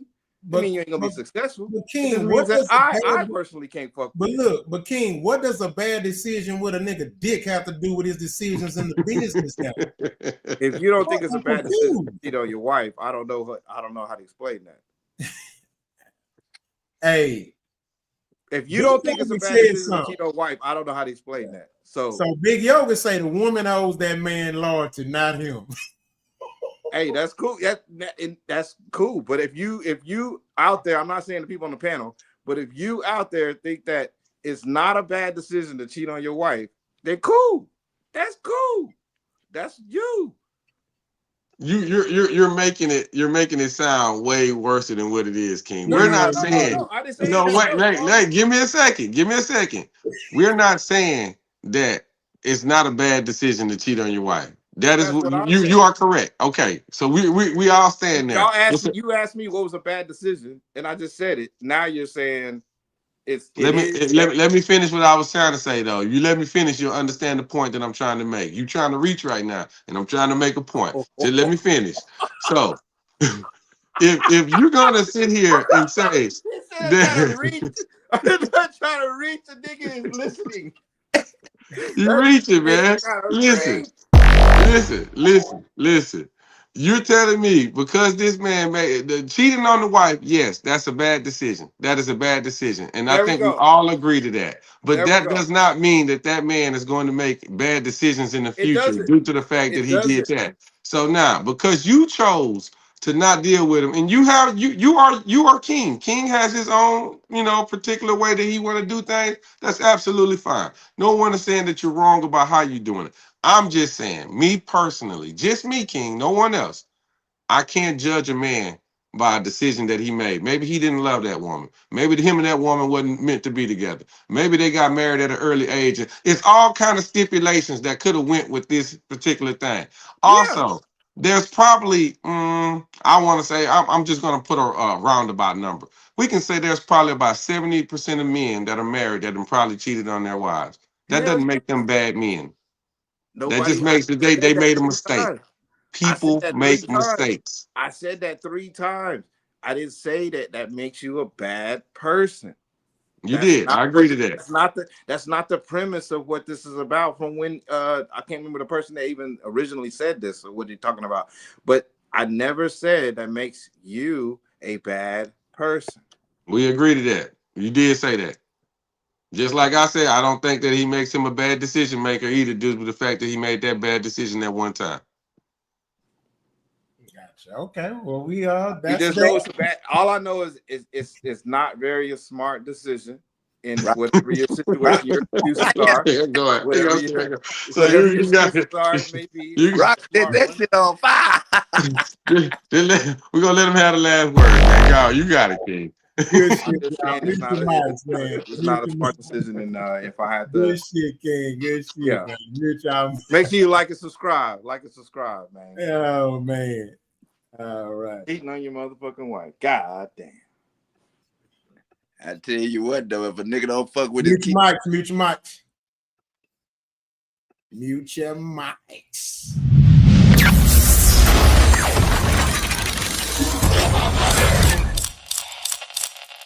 You believe that most men have a natural polygamous nature. Can you expound on that? The X and the X. That is a female. Then you have an X and a Y. That is a male. And when you put them side by side, you have X, X, X, and Y. You have 3 times as many women coming to the earth versus one. What? 1 Y chromosome. Take that shit up with God. That's why God put 3 times as many women on the earth before he put 1 Y in a man. Wow. So all of us can't have the same nature. So let me tell y'all something else. This is the reason why men have nipples. You want to know why? We don't lactate babies. That's to show our mitochondrial DNA to a woman. The Y chromosome, man, we have divine insight into the nature of a woman. That Y chromosome is something that a woman does not possess because y'all are double X chromosome. The Y chromosome is something that's totally different. That is the male genome, the male cell. So we are something like a woman, and a woman is nothing like a man. Don't ever think you like a man. Free game. You are not like a man. So with that being said, there's 3 times as many women. So this 1 Y chromosome has to have a different nature. Has to have a different nature. So therefore, that's why we have 8 billion planets on the 8 billion humans on the earth, because this nature says go get those 3. We have to compensate. We got to keep humans coming to the earth. We have to have a nature that's different than yours. That's the reason why. If humans could only have 1 baby every 9 months, shit, this earth wouldn't be plentiful as it is. It wouldn't. How many men have babies by different women? Tons. Tons. How many women have babies by different men? Few. Too many. Too many. Shit, I rest my case. Women have XX chromosomes. Right. Men have XY chromosomes. That's right. So in essence, a man has some of a woman, but a woman has none of a man. Nothing of a man. That's why we logistical creatures. We logistical and y'all are emotional. People to come on my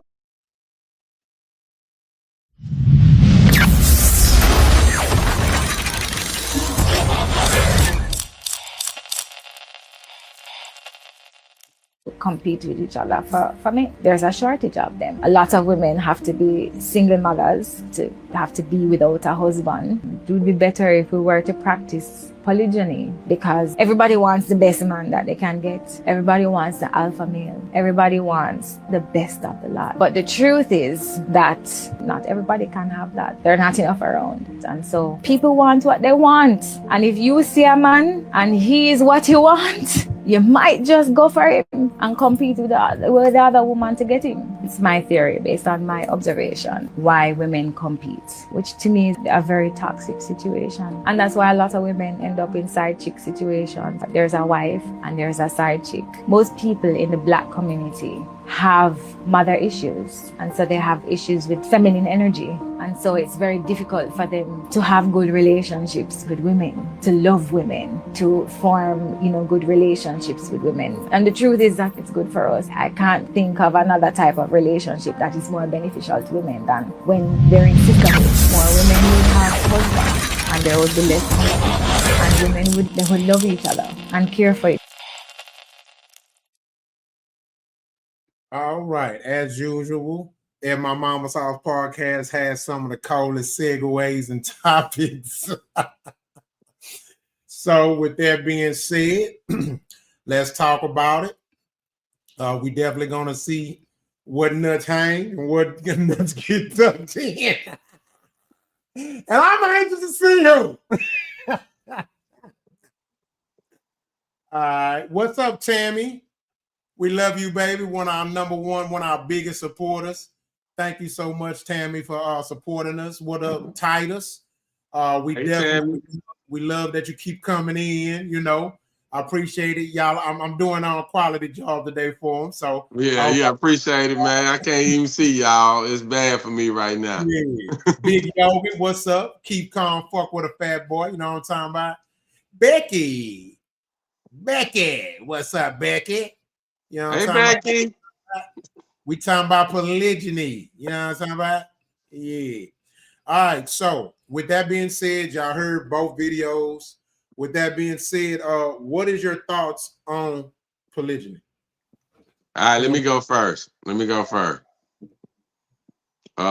First off, I feel like we probably should have saved this topic because the man that really got a book about this is not here him and Smelly right now, I believe, are probably the experts when we talk about situations like this. And it's not because they do it or anything like that. It's more so because they have the knowledge. They've been around the world. So, yeah. But let me say it this way. I believe it's a beneficial thing. I believe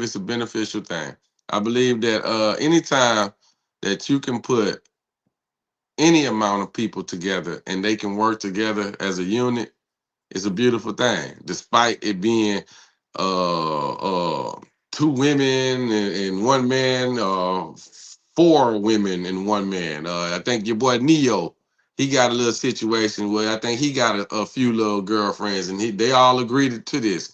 As long as everybody's in agreement to what's going on, I see no problems in what they're doing. And if it works for them, it works for them. I mean, it ain't for everybody, and that's clearly so. And I think some of the people that it's not for, I think it's more or less because they look at it from, I'm going to say it this way, they look at it from the world's view. The world tells you that such and such is bad, this ain't what you're supposed to do, this and that, this and this and that. So typically people tend to go with that version of it opposed to actually seeing, does it work for them? That's the whole key to it. Does it work for you? If it works for you, then what are we worried about what anyone else says? So, yeah, that's my take on it.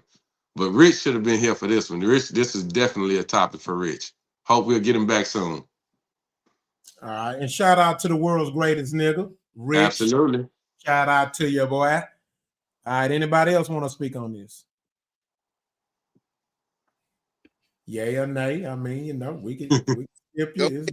I'm gonna go last on this one because mine gonna be short and sweet, man. I think I gotta go last on this because I'm probably the most experienced person out of everybody that's on my team and on this panel. Rich ain't nowhere near close as experienced as I am.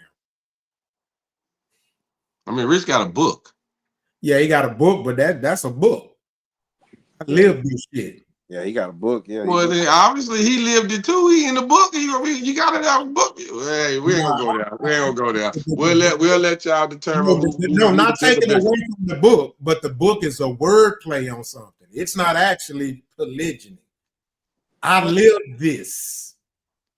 I'm living it now. I'm just being honest, bro. Y'all want me to go and go? Well, go ahead, brother. I want to hear what you got to say. At this point, you might well. Like I wanted to go last, but Smell want to go. I mean, you didn't pumped it up. What you living it? So go on, tell us. Come on. So you want to go, Smell, or you want Oh, me to? good Lord. We still asking. I can't hear you, Smell. I want to hear what you got to say. Okay. Here's my thoughts on it. First of all, let's talk about the history. All right, polygamy is a natural thing. It's the way of the original mankind. Even in the Christian Bible, men had hundreds of wives and or concubines. As you know, the earth is populated with 3 to 4 times many women as it is men, and in some parts of the world, even 8, 9, 10 times as many men. With that being said, like you said, women can only have a baby once every 9 months, give or take, if they have twins or quadruplets or triplets. First of all, to the people out there watching, one of the things that I don't like about people's ignorance, I'm talking to the people out there, is that, and it really kind of exposes how fucked up we are when it comes to relationships as a culture. Because the first thing that people think when they talk, or when you hear that word, is it's about fucking. They also quick to think females, black women, tend to look at it as a power trip or some pimp shit, and it's nothing of the sort. The reason for polygyny is based off the community. And one thing about how black people or Africans were was the community came first before self, right? And so what would happen is, if a brother died in war, or a brother died for whatever reason, and that brother had bore a child with a woman, they viewed that leaving that woman with this child, with a bastard child, as something that was ungodly. So what they did to protect the community and to give the woman, to keep the woman value up, was to take her in as a sister wife. And that's where the term sister wife comes from. So it was never about sex. It was about community and working together and making no woman be alone. I've been in relationships with multiple women. From the get-togethers, family get-togethers, all that. It's very common. People that, around me, they know this. You know what I'm saying? One was 3 years. I'm still friends with both of them to this day. That's not the only type of relationship I've been in. Also, I'm married to a Nigerian woman. I can legally have up to 4 wives. Legally. Do you? Not yet. It's gonna come, but like I say, I don't choose the woman. They got to choose me. So it's one of them things that just got to happen naturally. You know what I'm saying? But and they got to be on course with they got to be on the program. You know what I'm saying? And so I definitely I'm gonna say I know it will help fix the community. 75 to 80% of African American men and women grow up in a single parent household with no male authoritarian figure in it. The evidence proves why we're fucked up, y'all. And that's one of the biggest reasons. You see what I'm saying? And so when you hear woman, I wish the fuck I would do that shit. But bitch, you done fucked 2 married niggas. You the side chick. So to be honest with you, we really practicing it, just not the right way. We're already doing it. We're just not doing it the right way. And I think this is one of the reasons why we have to get rid of this matriarch, because this is the type of chaos and these are the damaging results that happen when women are the overseers of our community. Don't shit go right. We let them make the decisions in our fucking community overall. And that's the problem. You know what I'm saying? And so yeah, I definitely support it. I'm an advocate for it. And hey, you know, my attitude is to show you how fucked up it is. You can marry another same sex, but you go to jail for having 2 wives. A lot of people don't understand the history of this. St. Augustine, who was head of the Catholic Church, was gay as shit. And as y'all know, most Catholics are gay. They ain't even supposed to have sex with no woman, which is so much evidence to let you know they gay ass gay. You know what I'm saying? They got a dick, right? And so what St. Augustine had did was he had made a law. He made prostitution legal, and he made sexual position missionary illegal. So you got to think about, why would he make those 2 laws? The reason why is because he wanted to promote homosexuality while making being, you know, a man and a woman, he wanted to make that abnormal. And he outlawed polygyny. This is a white man. So, because he understood it was a black culture and he didn't like that. So he did it to his people to where he didn't want that. And we already know where the mama, you know, where them sassy people come from. And so the history of it, if you really do the research and the history of it, it'll blow your mind. And so that's just my thoughts on it. You know what I'm saying? Nothing special. I ain't saying nothing special. It's just, you know, I live it. You know what I'm saying? I can legally have up to 4 wives. And my wife, she has family members. We go to Africa and all that, I'm watching one of her cousins. She one of the 3 wives, and uncle got two wives. It's literally normal over there. It's totally normal. It's no different than shit you see in the sun and in the sky. So. It's pretty normal here. Huh? It's pretty normal here. Yeah, but you can go to jail if you legally married. To me, it's just more side chick type shit. So, well, I mean, that's what's the normalness of it, you know. Yeah, side exactly. chicks. Yeah, true. I agree. Yeah, that's why I say we really doing it. We just not practicing it the right way, the utmost way. Because, you know, again, we let, you know, not our fault. You know, we know what the system did it, but you know, but yeah. Yep. Where you at, Smelly? Well, I agree with it.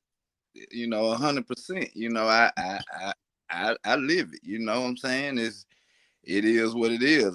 You know, judgment. I don't care what the judgment of it is. You know, I like I say, I do things for me. Yeah.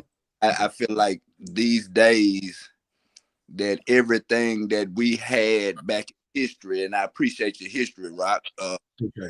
History has eliminated things that go our way for their own benefits. You know what I'm saying? So at the end of the day, like you said, I think the way you explained that history of it was very needed to hear by a lot of people, because even me, I've never read the history of it. I just like the conglomeracy of it. You know what I'm saying? And it, you know, sometimes it takes a strong-minded alpha male, which we don't have a lot of those these days. You have to be an alpha male to be able to make this run right. You know what I'm saying? And it has to be a team effort.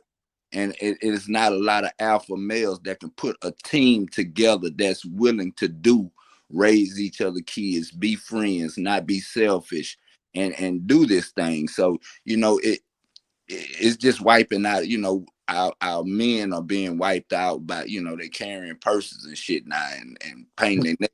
We don't have a lot of them alpha niggas like we have back in the days. So, you know, the system is wiping us out, man. And you know, it take niggas like us to have podcasts like this to explain to other people that, you know, like you said, I appreciate that you said it's not about sex. No, not at all. It's really about putting people together and building something. And that's what a lot of people can't do these days, because they don't have, you know, it take a strong-minded man to do it. It take a strong-minded man to do it. Yeah. And I'm him. I'm one of them. Yeah, same here, you know, and I want to add to it too, you know, for a lot of people don't know, monogamy is barely 200 years old. Monogamy is barely 200 years old. So if you gauge that off the estimated time of the history of man on the planet, monogamy is like 2.5 years old. It's a 2.5-year-old baby. When you gauge that for a minute, that's just how new monogamy is. As far as a man just quote unquote supposed to be with one woman. And let me add to this too, because I want to make it clear to kind of look, there is nothing. Look, I can't tell a man how many hamburgers he wants. If you okay with one wife, then damn it, you do what's best for you. If that fits you, you rock with it. You know what I'm saying?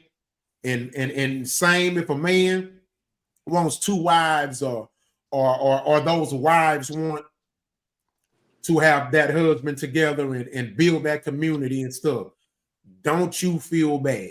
Because let me tell you something. If 2 hairy ass niggas don't feel bad about sleeping with each other and letting the world know, then should nobody feel bad or have a damn problem about your life.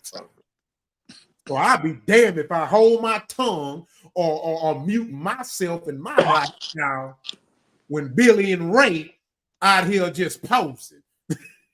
And shit, fuck no.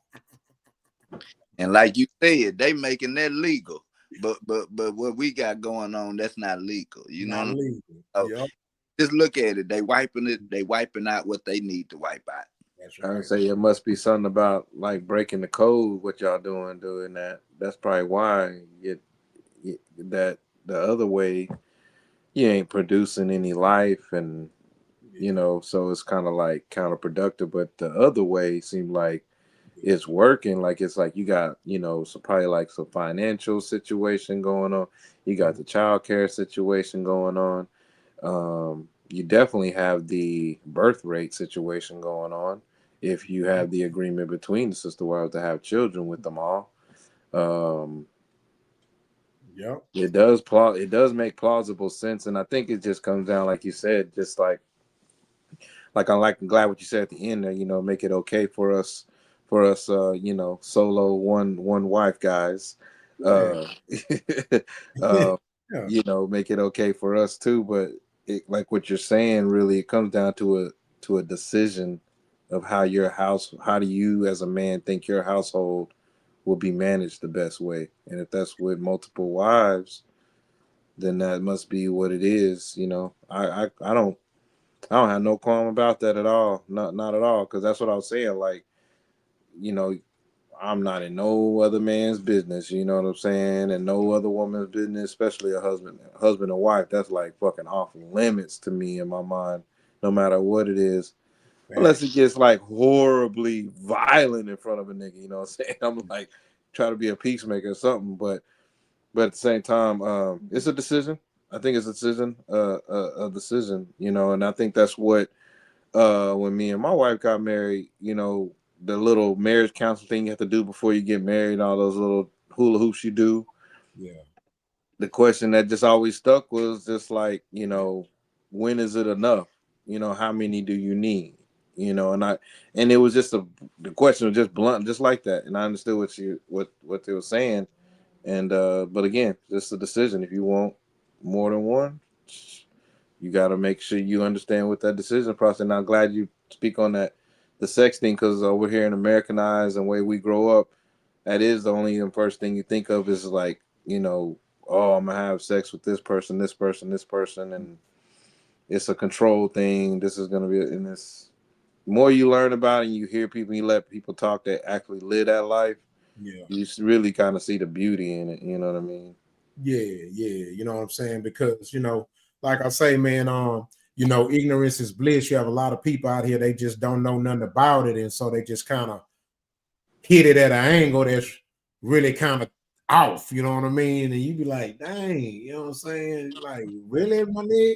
It's almost like you be saying, They damn near. It's like they'll look at me and Smelly with a side eye before they look at two men together. Yeah. Yeah. You be like, goddamn. Yeah, they either like trying to figure out, is it a cult? Is it a sex thing? Yep. And before it's, oh, she good with the paperwork. Oh, she got the kid. Oh, whatever, or you know. Yeah, and then and I'm gonna say this as well too, to the guys out there. You know what I'm saying? Just understand that with this comes, responsibility too, because it's one. Listen, if you think it's good, if you think it's can be sometimes challenging to be good to one woman, try two. That's what I'm saying right there. It's like the decision. You think it's a job to try to keep one woman happy? Try two. But here's the crazy part about it, though, and I think, and I'm assuming Smelly can attest to this. It's just like any other relationship, just like with two straight people, you gotta want it to work from the get-go. Whether it's two people, whether it's a man and a woman, whether it's a man and two women, man, at the end of the day, they all gotta make it want to work. Yeah. If somebody don't want to make it work, it's just not gonna work. You know, that's it. Yeah. What say, Smelly? That's it. That's it, huh? They gotta it gotta be a team effort at the end of the day. Yeah. It gotta be a team effort. Yeah.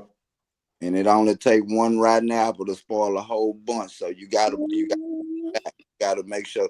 That's why I say it take a strong man and an alpha male to run that shit, man. You have to be built for it. You don't just do it because you think it's cute. You have to be built for that shit.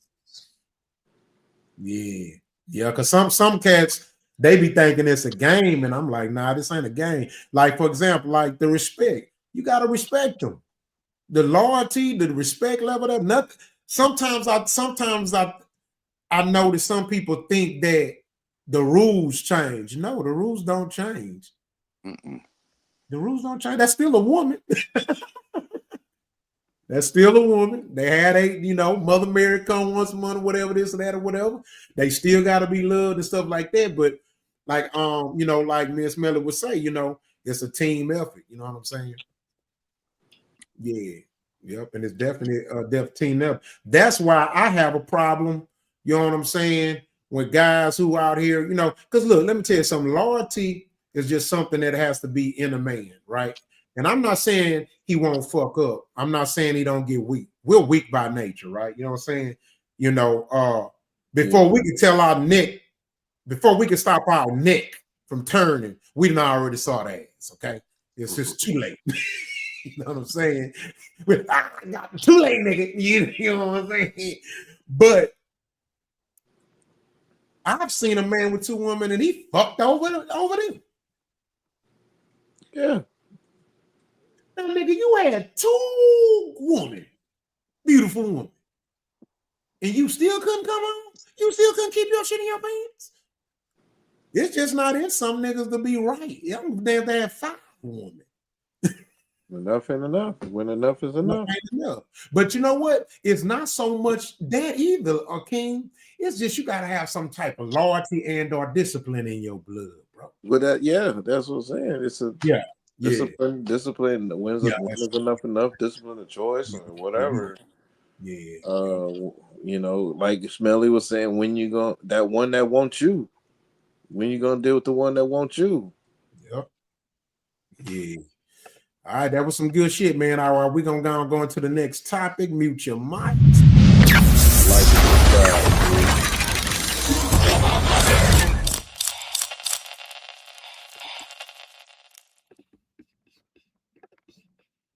I'm 45 years old, and I remember racism. I remember being segregated at different events. Y'all, I gotta do like Tasha K. I gotta spin my chair around. She said she is 45 years old, and she remember racism and segregation. And she said it with a straight face. Y'all, let's. We gotta watch it again because maybe I misheard. 45 years old, and I remember racism. I remember being segregated at different events. Hell, the place I still stay in North Carolina is basically still segregated. She's 45 years old. Sis got tears coming out her eyes. She got tears coming out her eyes, y'all. So of course she's telling the truth. In order for her to remember it, okay, so she's 45. She was born in 1980-ish. In order for her to remember it, she would have had to at least be 5 years old. So it would have.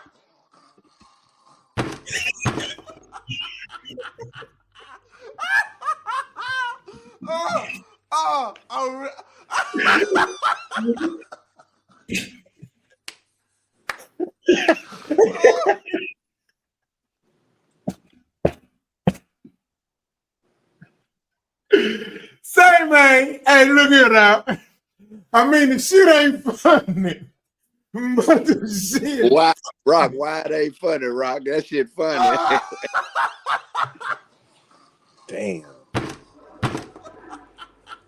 She could have said at least 55, 65 or something. She said, yeah. I'm older than her, and I ain't see that shit. I'm older than her. I'm like, and I'm from Mississippi. Where she? I fucked with a few skinheads and fucked them up after football in 7th grade, but I don't even think that. I mean, that's East Texas though. That's East Texas white boys. East Texas white boys. I mean, that's 7th grade. I think I was 7th grade, man. Into it. So okay. So the topic of conversation is that damn. I wish Ben was 9. Oh man. So the topic of conversation is what's starting to happen now. I should have known this was coming. So we went from fake woke to now what we have is being titled fake oppression. Bro, this tops the cake, dog. If this does not expose a little bit of part of the problem with niggas, man, I don't know. But again, hey, let's talk about it. What's y'all thoughts on this quote unquote fake oppression? That's probably about the worst I've seen. I mean, that's the worst I've seen where you just blatant saying that, but damn, I mean, it's the fake oppression Olympics. Sometimes it's like fake oppression Olympics. Like, I don't know where else they can go from here. I don't want to be too hard because sometimes I feel like I understand. Like, I understand what she's trying to say. The 45-year-old, what she said. I be too hard. Please, go ahead. I'm trying to tell you, Smelly. Shit, this is my mama's house. Mama cut you out.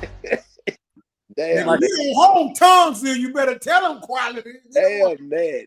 No, like I understand where she's coming from because it's like I see where it is. Like, yeah, 45. I'm 48. That 80s, 77, 80s Ram kid in the 80s, and depending on what region of America you grew up in, especially if it was like mid-America South, you can, in your memory, you can see things that can feel that way, but that's not what it probably was. But we don't have the terminology. We don't have the terminology of people as a whole to how to express what we seen as children.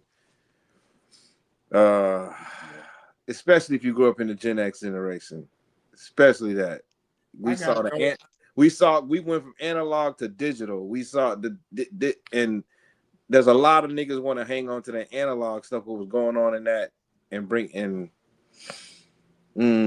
That's all I got on that. I'm gonna land right there. That's all I got on that.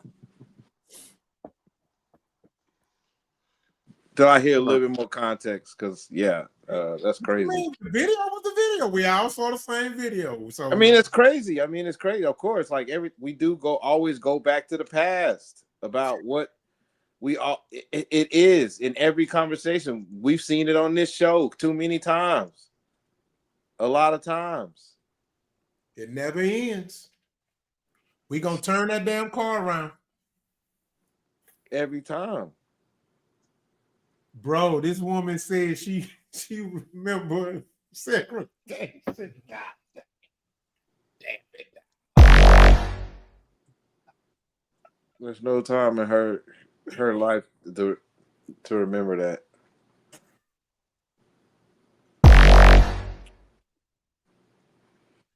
Floored, dog. I'm still processing this shit. She said, I remember segregation. Hey, you know what they say when a bitch crying like that, she lying. Either somebody died or the bitch lying. Mm-hmm. All right, I'll say my spiel, man. Look, bro. I've been through so many phases of my blackness, man. I went through the Israelite phase, Muslim phase, Christian phase, FBA phase, pro-black phase, Black Lives Matter phase.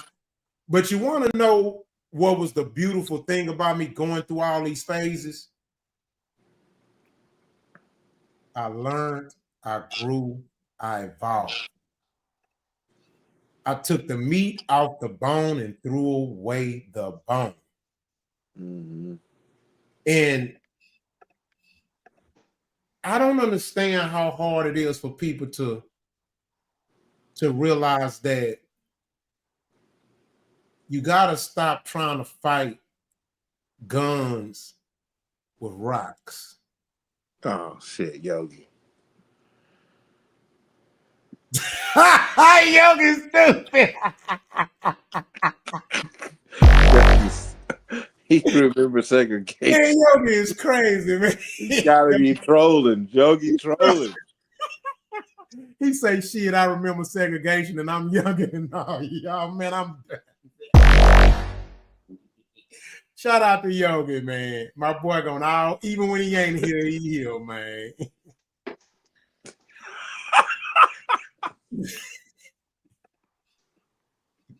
Segregation while Drake got #1 hits.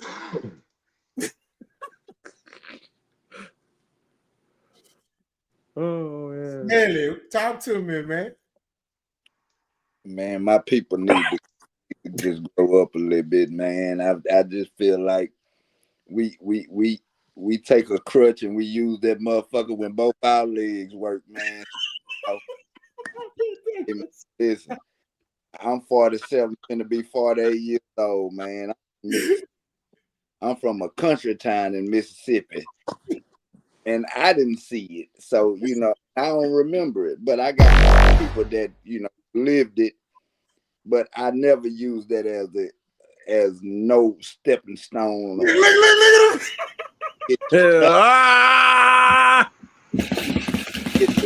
Here we go. Nothing. Nigga popped up on it. I thought you had the Rockets game. The game over with. Hold on. Let me get on here. Hold on. My screen. Hold on. Where we at? There we go. There it is. What's up, family? Hey, hold on. What's going on? Let me make this full screen. Hold on.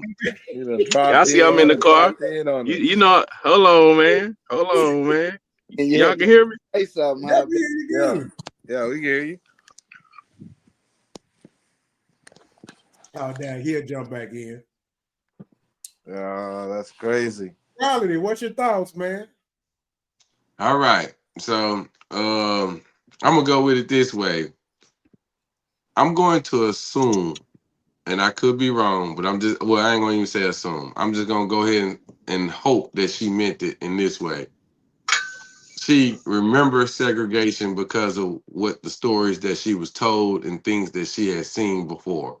I'm a hope that she meant it that way, because it is I mean, ethically impossible for her to remember it due to the fact that she was there, due to her age being at 45. So clearly, she really wasn't there to actually say that she saw it, but maybe she meant it in the form of she's heard the stories and I know what we saying. Y'all saying that we use it as a crutch and all that, and I get you. I feel you. And there are some situations where they're like that, but some of the things, y'all, that have happened to us as a people, it was very hurtful, and I mean, it's hard to get over it. So I'm just speaking from the other side. I ain't saying that y'all wrong. I ain't saying that she right. I ain't saying none of that. I'm just trying to see it from a different perspective. So it ain't just a situation to where we just assuming this one side because this is the way we heard it. It could have been interpreted a different way. Big Yogi said he was on the bus with Rosa Parks.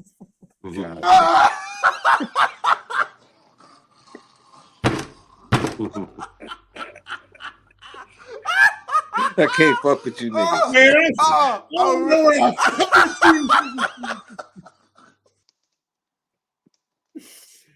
oh man, stop it, Yogi. I feel you, quality though. Well, I'm just trying, man. I'm trying to. I know you're trying, quality, but you know I'm gonna give a little pushback, not towards you personally, quality. I get you. If we so hurt over it, why we ain't scared to knock a crack in his head and not worry about getting home? What that gonna do to us? What that's gonna do? I prove my point. Violence. Okay, so did I go over your head? No, I ain't go over my head. I'm just saying that because of what happened to you, violence ain't gonna fix it. By going and go do it to them, that ain't gonna fix it. That mean two rights don't make a wrong. I mean, two wrongs don't make a right. I meant to say. So you got when you're in a fight, sometimes it ain't always you using your hands to fight. Sometimes you gotta really use your mind, and in certain situations, that's the best way to fight. Is with your mind. But did you get my point though? Well, make your point for me. Make sure I got it. Yeah, it might have flew over your head. All right, we'll bring it back down. Okay, so if we so hurt about what we went through, right? Why would we be comfortable enough to go knock a crack in his head and not worry about getting hung? And not worry about getting hung?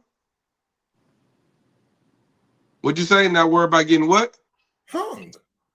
Like hung, like hanging from a tree? Yeah.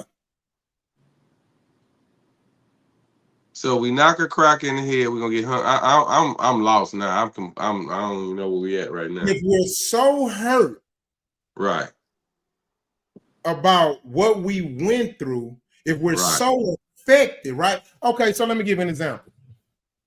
There was a study done on I think it was some monkeys, and so what would happen is they would open the gate, and so the monkey, they were spraying with the water hose. I saw that movie. Right. Okay. So what happened is they stopped spraying with the water hose, and then when they would open it, he wouldn't leave. So if we're so affected by this drama that we didn't actually personally experience, then why is it we have no problem knocking a crack out and not worry about getting hung? What is the knocking the cracker part I got to do with anything? You're saying we don't have a problem knocking the crack out? Yeah, we don't. Okay. And you're saying because we're gonna get hung? Yeah, I'm saying what I'm saying is we're cosplaying, bro. We're cosplaying. Niggas in general are cosplaying oppression. Sometimes when you say things, it's not fair that you place it all on everybody. Like everybody ain't everybody, y'all. Okay, make sure we make that known. Can I bring it back to your science? Not say everybody, quality. We know not everybody. Because with the way you saying it is like why we ain't gonna knock a white person out. Well, everybody don't fight that way. Everybody don't react that way. Some people react differently. So you know, you got to be mindful of that. Everything ain't about just doing that. I'm not even talking about a physical fight. I just use that as an example. That's why I changed and I said a lot of us are cosplaying oppression that we did not experience. And my thing is, why are we playing that game when it's not going to get us nowhere? It's like lowering your value. It's like you being a king, but you steady trying to prove to them, I'm a peasant. Well, I think the game is being desaturated in what originally is supposed to be, because I do get what Quality is saying. You know what I'm saying? I think it's being desaturated just a little bit of like how we look at it. How about how it is? We see it every day. So you mean to tell me there's not a large portion of us that live in victimhood? No, because I'm just going back. No. We always go back to fucking slavery. I didn't say no to that. I'm saying back to like your scientific thing about the monkeys or whatever. Well, the same thing with the science part is that we do know that there are hereditary trauma that do pass down into DNA. So we're monkeys now? We're not monkeys, Doc. I didn't say we were monkeys. I'm talking about we do know with human to human. Yeah. We know that the chromosomes and DNA can carry down trauma from previous lives and carry into the offspring. We know that is a thing. So when we hear the oral story, just like what Quality was alluding to, saying, hoping that the 45-year-old lady is saying, maybe some of the stories she was told from people in that time resonated with her memory, and maybe she's saying that bitch got that shit from Black History Month. Her parents. See, right there. That's the point I'm talking about right there. How can you assess that right there just by saying what you just saw? I'm not. I'm just making shit up because it's okay, like. Well, then it's not fair to make shit up. It's not fair to make shit up because that's not fair to her. You're not giving her a fair opportunity. I'm telling you I made it up. I'm telling you you can't make shit up. That ain't fair. I'm telling you I'm being petty. I don't mean it for real. But my point is, we find ways to give ignorant niggas grace. That bitch so said some bullshit, bro. This woman did not say anything bullshit other than how she felt. And now you telling me that you got control over how she feels? You can't control how that woman feels. She can say how she want to feel. You can just dictate how people feel. You can't do that. This bitch said she saw segregation.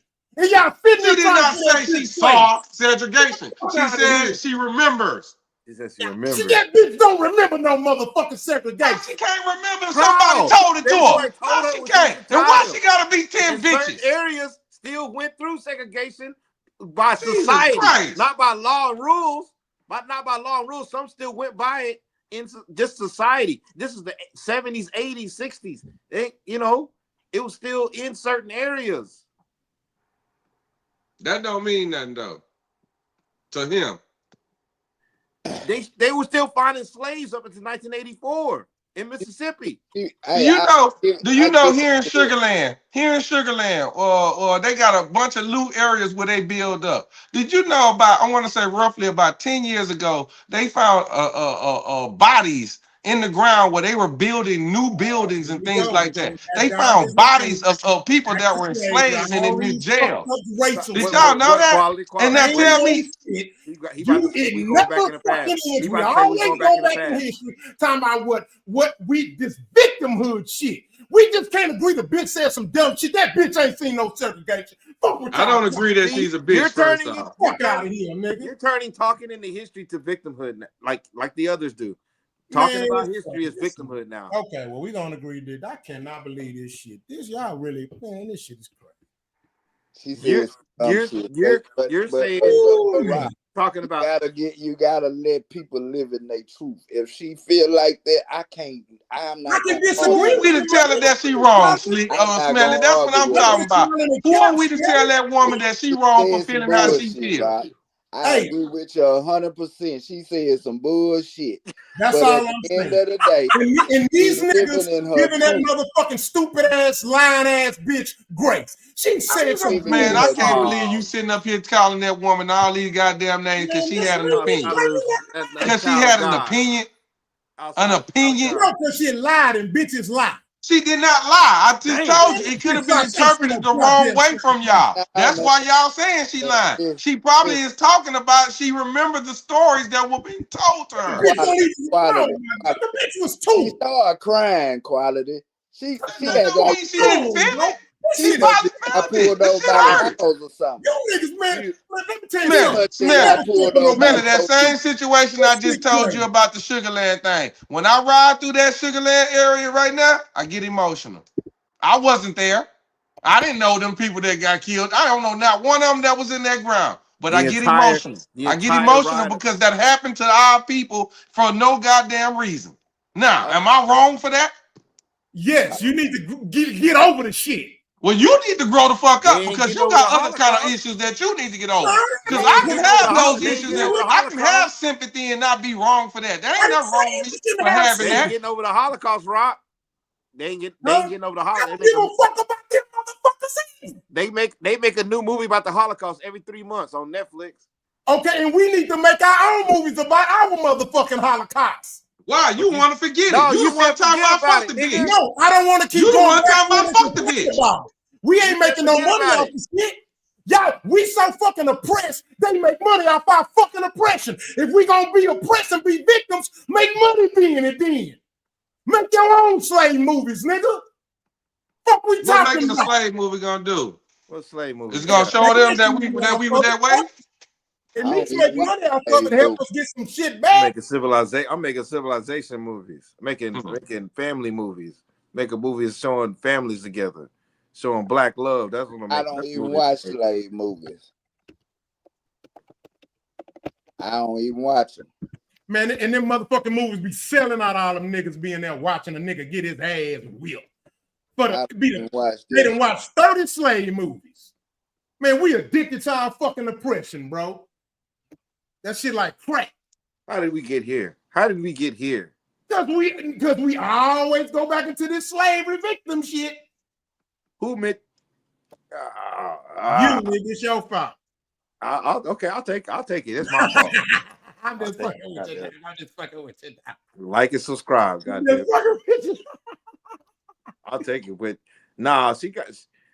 Rock. There is you gotta accept. There's oral. No, man, I'm not, man. And there's oral anthropology. There's oral anthropology. There's DNA anthropology that is real, bro. This bitch says she saw segregation. She keeps saying she saw. Remember. She keeps saying I saw it, man. I really thank you. She says, no, I'm gonna find this motherfucking video. She's witnessed segregation. Bro. We already spent a lot of time on this topic. We got to move to the next one. We got to find the video next week. There's towns you can drive through right now and feel segregation. You can drive through towns right now and feel segregation. Hey, man, Quality ain't already debating in a minute. Hey, I like when Quality do that sometimes. Sometimes Quality be too quiet. Yeah. You be gaslighting them niggas, Rock. You hell. You know we Rock. That's Rock. I say this about Rock every time. For anybody that's watching this show, Rock is an antagonist. This is what he does. He is a professional antagonist. He does this for a living. For those who don't know, anytime you watch the show, he's very good at his job. He's very good. He's very fucking good. He will make you remember him because you probably are going to hate him. That's what an antagonist is. They understand. Antagonizing is a school word. A lot of these motherfuckers ain't went to school, and I ain't disrespecting nobody. But he gaslighting this shit. He gaslit the shit out of that. I watched it. He put a fire up under that shit like a goddamn body. I watched it. He did work that. He gaslit the shit out of it. All right, let's go into it. All righty. Mute your mics.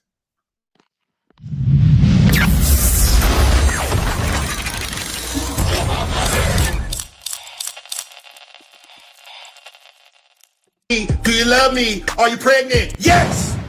Now, I'm not even going to sit there and make a big deal out of it. Yes, I am! Because I told y'all that Cardi B ain't have no business leaving her husband for allegedly cheating for a man that cheats more. Allegedly. Now she in her feelings. Now she in her feelings with the girl from In Her Feelings. Oh, so what happened to? She can do what she wants. She feels liberated. He did it. She can do it too. What guys do, girls can do too. Now look at you. Now you're pregnant with a man, baby. They got about 3-4 other girls pregnant because you left. Baby, you don't leave Jordan for Rodman. Girl, you did not trade diamonds in for cubic zirconia. This man is a known player, and it was all fun and games until you ended up pregnant. Now a child is involved. You played yourself. You are looking for emotional release with someone that is not capable of being emotional with you, and tons of women do it all the time. And this is why it's never right for women to play get back with your pussy. Try to go body for body with a man. You're not a man. You don't do the things that men do. Women always want to do what men do when it's low vibrational shit. This was wrong from the get-go. And women defended it because it's Cardi. No,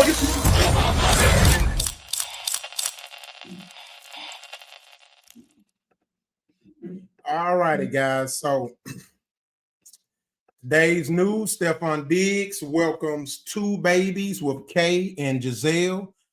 At the same time, Cardi B is pregnant with his 4th baby. So he just had one before the 2, and then he had the 2. Now that's 3, and then he's waiting on Cardi B to drop, which will make 4.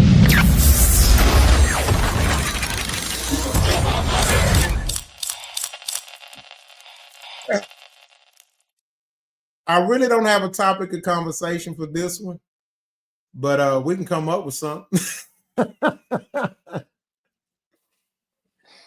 I want Quality to go first on this one. I'm trying to do the math still. What's your thoughts on this, Quality? Okay, so wait. So we asking for the thoughts. So say kind of give me a rundown of it again. Okay, Stefon Diggs, he already had 1 baby from 1 woman. Then he just had 2 other girls just had his babies. And then he's still waiting on Cardi B to have his 4th baby. All these babies going to be born within like 3 months of each other. And so she ended up reportedly either getting kicked out or left the house because of him welcoming the 2 babies. What's your thoughts on this? Well, I hate to be this way. I know we are a podcast, so we talk about these things, but what do I need to say? This is stupidity at its best. I mean, it's basically on the front page of the TV. All we gotta do is keep watching. It's a TV show. It's like a TV show. She putting on the show, and we all are watching. And hey, some are entertained by it. I can't lie. I don't find it entertaining. I really find this ignorant, and I really hate the fact that the kids are gonna have to suffer behind this. But I don't think nobody else cares because they continue to let these dumbass people keep doing it. Yeah. So that's where we at right now. Yeah, I agree with you, man. If I wasn't podcasting, there's a lot of topics that I put up I wouldn't even be engaging in.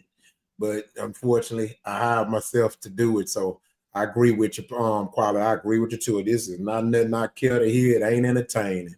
You is so right, my man. You couldn't have said it better. So with that being said, I don't know if T-Ben can talk. I know he's driving.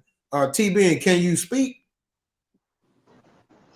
Hey man, I ain't got nothing to say about none of they funky asses.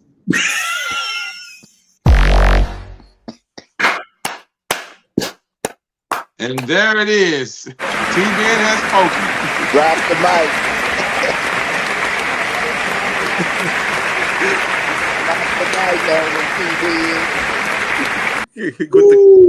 Hey, well. With the crickets on them again. And I'm gonna say this. I ain't gonna speak on it too long. I'm gonna say this. Yeah. You know, some people do stuff to keep themselves relevant, man. And we as a race of people, I hate to keep putting race in this, but our people are entertained by some of the stupidity that goes on in the industry, in shit that ain't got nothing to do with us. Because ain't now one of them motherfuckers put money on my kids sitting now one of my kids in college, so I have nothing to say about the bullshit. But I just want to speak on my people always using this stuff as, you know, to keep themselves relevant and to keep themselves in the news. And this is, if that's what you choose to do, hey man, I can't knock you for it. But at the end of the day, it's a shit show. That's all I can say about it. Yeah. And before King go, I just want to say one thing I noticed coming up when I was young, and one thing I noticed like my older people before me that came up was they knew how to separate entertainment from real life. In this day and age, I've never seen so many of us attempt to live and be the entertainers. The word itself says you entertain me, not me entertain bullshit. You know what I'm saying? You know, when I was coming up, people didn't break their neck trying to look like the star, at least to the extreme is what I'm saying. Don't get me wrong, they got it in fashion. We did wear things that our artists or people we followed looked up to, but there were certain stars you knew, no, he can do that because this nigga's a star. That's Prince. I'm not wearing my ass out. No, not gonna work. That's Michael Jackson. He can wear all that shit. Like we knew what we could and couldn't do. You know what I'm saying? The entertainers who was kind of a little regular, okay, cool. But we knew, like, even no matter what culture, white people knew, like, no, I can't wear that shit that rock band wearing and shit on tour. You know what I'm saying? I gotta go to work, motherfuckers. I'm not wearing this in public. You know what I'm saying? And the white boys that did, watch this shit. The white boys that did wear this shit, you knew they was fucking heroin addicts. If you saw a white boy dressing just like the rock star, you knew that was a degenerate ass white boy. That's facts. Because that corporate white boy ain't finna take it that damn far. You know, like, hey, look, I love the rock band, but I'm not wearing that shit. Like, you know, I'm not doing all that.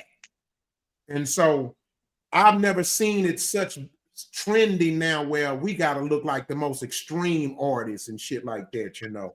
But yeah, what's your thoughts on the King? Yeah, man, pretty much like everybody. It's sad. I mean, ain't really something that's like up on the radar, as in like it's just stuff you hear because it's on the, you know, it's just the blogs, TMZ or whatever.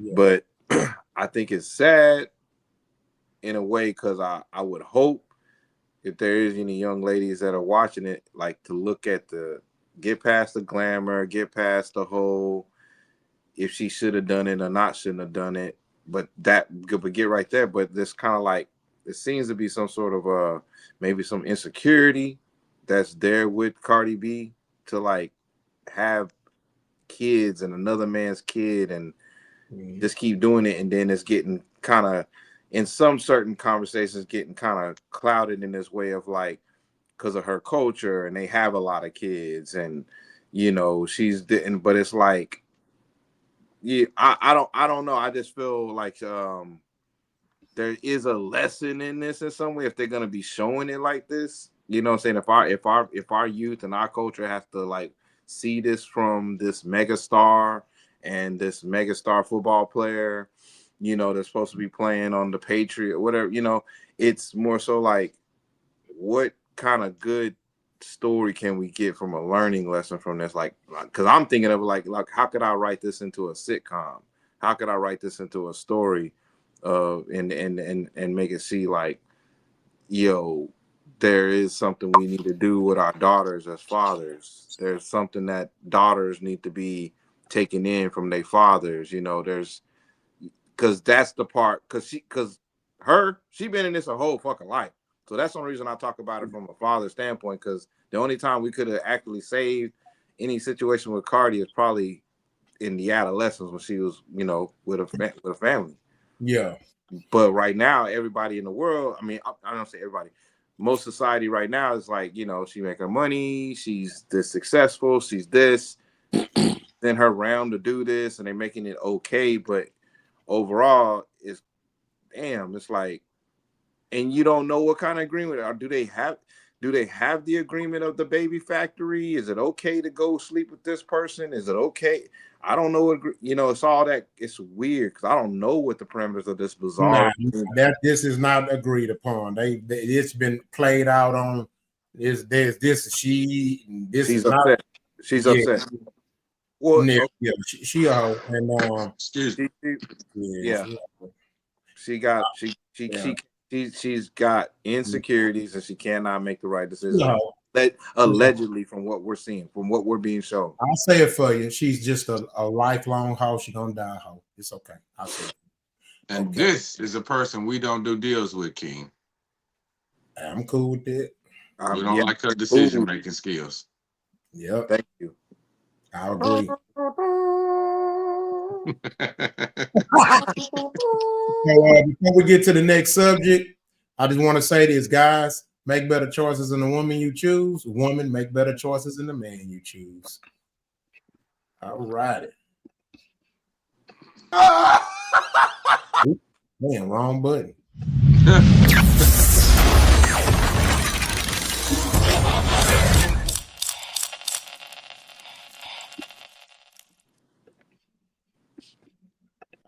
Last topic, y'all. Niggas be thinking they be going to these jobs and getting money.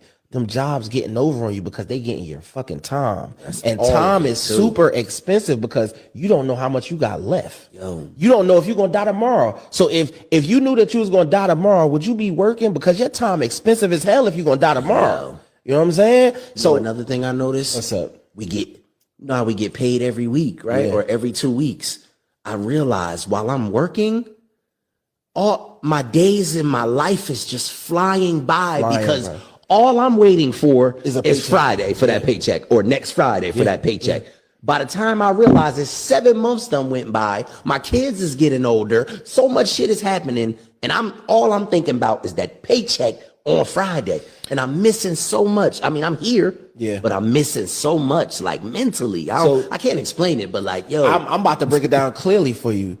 A motherfucker will live 30 days, and out of those 30 days, they only looking for 2 Fridays out of 30 days. Scary thing, yo. Especially when you realize that in a lifetime, the average person lived about 72, so you only get 72 summers, and you telling me every 30 days you only looking for 2 Fridays?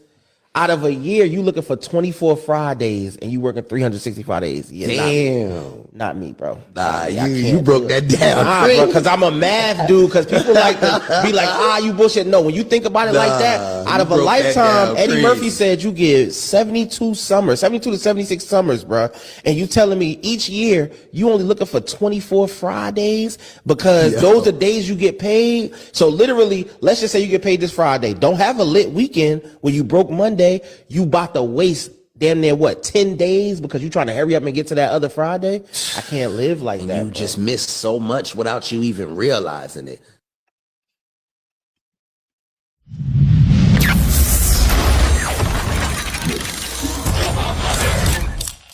All right, so that's the last topic of the night. And so basically this was a podcast. It was a conversation about 2 of the hosts, and they were basically talking about work. That was just a clip. I did watch like 40 minutes of it. I just wanted to get y'all thoughts on it. So I watched a lot of the conversation. A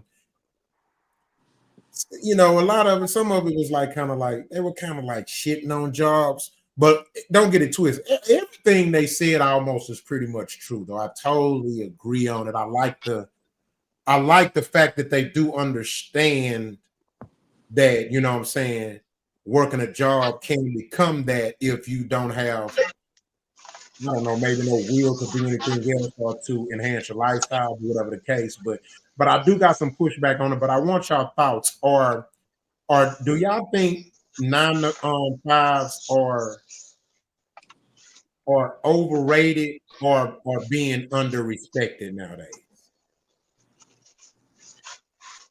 And I'm gonna I'll go first. Yeah. Can y'all hear me all right? Yes, sir. Mm-hmm. I think that and look, this coming from somebody who's always had an entrepreneurial spirit. My mentality has always been work for myself so I can have my time freedom. You know, just how I kind of want it, the way I picture my life with my family and being able to move around, do what I want to do, kind of thing. But I'll say this: I think having a job nowadays is underrated because, so, let's say you own a business, you yourself, you decide to start your own business. What if your business is gonna grow? Depending on the type of business that you in, I'll say about 90% of businesses you're gonna have to have employees, people working for you. Are you telling those people working for you the same thing you preaching as you're trying to make your way through the ranks of your own business? I find it to be disrespectful to have people feel less than because they work quote unquote for somebody. First, I will say this: everybody is not made to run a business. First and foremost, that's a lot of different skill sets combined into one to actually run a business. You know, and so look, in a perfect society, from as far as I'm concerned, everybody can generate their own income without having other people involved in the process where they don't have to work for you. So, yeah, I think having a job nowadays is disrespected. I think it's disrespectful to make somebody feel a certain way for having a job, man. And like I said, this comes from somebody that wants his own. Me personally, I don't want to work for nobody. I really don't. Or more so, I don't want to. I want my own time freedom. So yeah, that's my take on it, man. I think it's disrespectful. If you own a business, you're gonna. If you want it to grow, you will have employees. You want them employees to fit. How are you going to have your employees coming back to work every day if that's the way you feel about jobs? How they gonna want to come back and work for your company every day to produce? You know, so that's my question. Just to anybody or just in general, but yeah, that's my take on it, bro. All right, got you. Who want to speak to you next?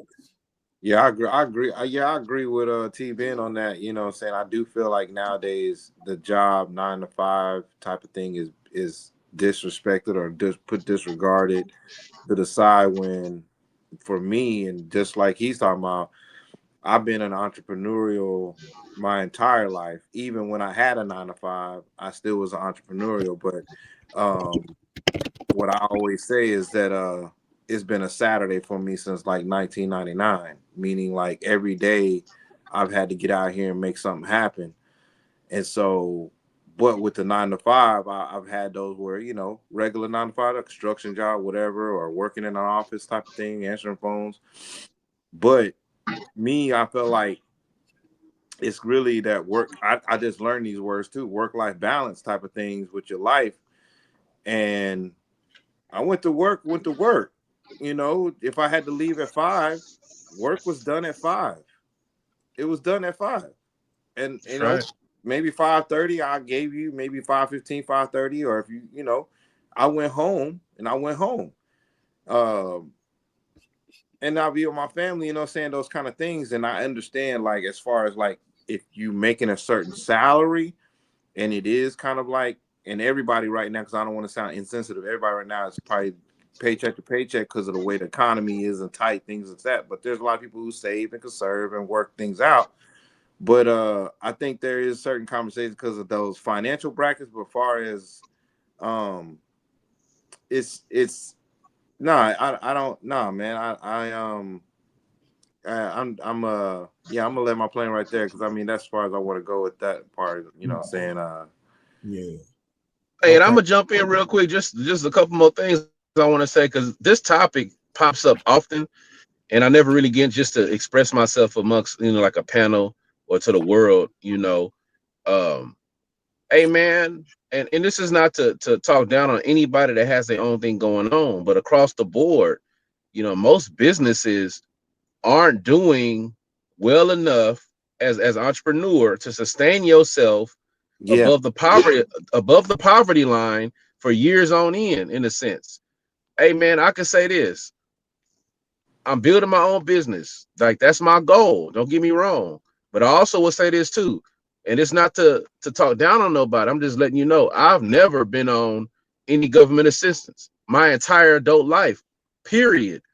And so when circumstances like now are occurring, and I'm not to point at nobody, point no fingers, but I'm not in that position. And I understand there's a certain level of freedom you get for having your own business, but I got a family, and I'm gonna do what I need to do now, and I'm gonna build my business when I need to build, like outside of the confines of my 9 to 5. And even when I'm doing my 9 to 5, there's times where I take a little moment off and I look something up so I can remember later on that night, so I can, work on my own thing. But yeah, I don't like the whole mentality about shit, talking down on people that have a job, or making it seem like everybody's some slave you on a plantation. I don't agree with that terminology, because at the same token, if you work for a black-owned company, is that a plantation too? That's always been my question. Does it matter if you work for somebody, are you on a plantation, no matter what the color of the skin is, what culture it comes from? That's just I'll land my plane there. Shit. I'm gonna go in the middle, so I won't, like I said, be going first and last all the time. And then smelling quality, it's up to y'all who want to go after me. Elon Musk works 90 hours a week. The owner of Facebook works 80 hours a week. The rich has $100 million yachts, and the people that pay to rent the yacht enjoy his yacht more than him. Talk about it, Rock. 50 Cent once said, I got all. One time 50 Cent showed all his cars, and he said 3 of them ain't even drove yet. Talk about it, Rock. There's this multi-million-dollar millionaire named Dan Price. He's a merchant service owner. He started as far as like payment credit cards and stuff like that. And I'll never forget, man, he had made a statement, man. It was one of the most humblest it humbled me like it's certain things that humble me more than others, and this was one of them. You want to know what this man had said? He was doing an interview and somebody was telling him this, He said, let me explain something to you. He said, what people fail to realize is that most of us CEOs, we're employees too. He said, you want to know who we work for? Our employees. Yeah. And the customers. Boom! Bro, when I heard this nigga say shit, I matured right there. I looked at it from the other side. Kind of like when I started looking at the business of rap from me when I was with a label that funded all my shit, and then when I wasn't signed no more and things kind of dried up, and then I had to fund my own record. I was like, oh shit, I see why Jay like shit, nigga. I get you, Jay. I get you, my nigga. Shit. Hey, the only time you ain't working with somebody is if you in that investment quadrant. It's 4 different quadrants: employee, self-employed, business owner, and investments. If you ain't, if your money is not working for you when you making money for you when you sleep or growing on its own, you working with somebody. It ain't gotta be a boss. It's an employee, like you mentioned, or it's your customers. If you don't provide a service, you answering to them. You answering to them. You still, that's your job. That's your job. Yep. Shit, we work for our fucking kids. We work for somebody some kind of way. Straight up, man. Yeah, so I agree with everybody else. Our job, man, is definitely being under-respected, man. And it's sad. I don't like it, because, one thing I tell people, man, bro, a lot of these jobs, man, like pay yourself. Pay yourself. I said this before. If you spend $3,000 eating out and you ain't saved at least $1,500, you the fucking problem, not your job. Motherfucker went to the restaurant, ate $3,000 worth of food in the year at restaurant, but you ain't got 15 to say that, January? Man, nah, bro. We gotta start looking in that mirror, man. So I agree, man. Jobs at working a job is under respected, man. And being a boss is overrated because we think, oh, you do what you want when you want. Nah, man. Elon Musk works 9 hours a week. Do you understand what 90 hours is? 24 hours. It's constant. It's constant. Hey, you know what? It's so look, man. It's also qualities in an employee. Given the fact, you have a task that you have to do, you got to be consistent. It's certain things that you can pull out of being an employee that doesn't always have to be about you not being a quote unquote boss and all that, this, that, and the other. And it's like being consistent with your time scheduling, being able to stick to a task. Like some people, there's just some people in the world, bro, that just are not built to create structure. Some people have to be given a structure. They don't have, whether it's a discipline thing or just the way their skill is set up, or, I don't want to get into intellect, but I would say a skill set and just their habits. Some people are not made to be able to be their own boss and then wake up at 5 every morning on their own without somebody saying that you fired. They have to have a structure in place that says if you don't be here at this time, your paycheck is cut off. Because even when you work for somebody, there's it's that feeling of security, right? Where you can slack off for about 15, 20 minutes, maybe an hour. I'll still get my paycheck, but if you're on your own business, you can't slack off. Your money gonna show. It's gonna show.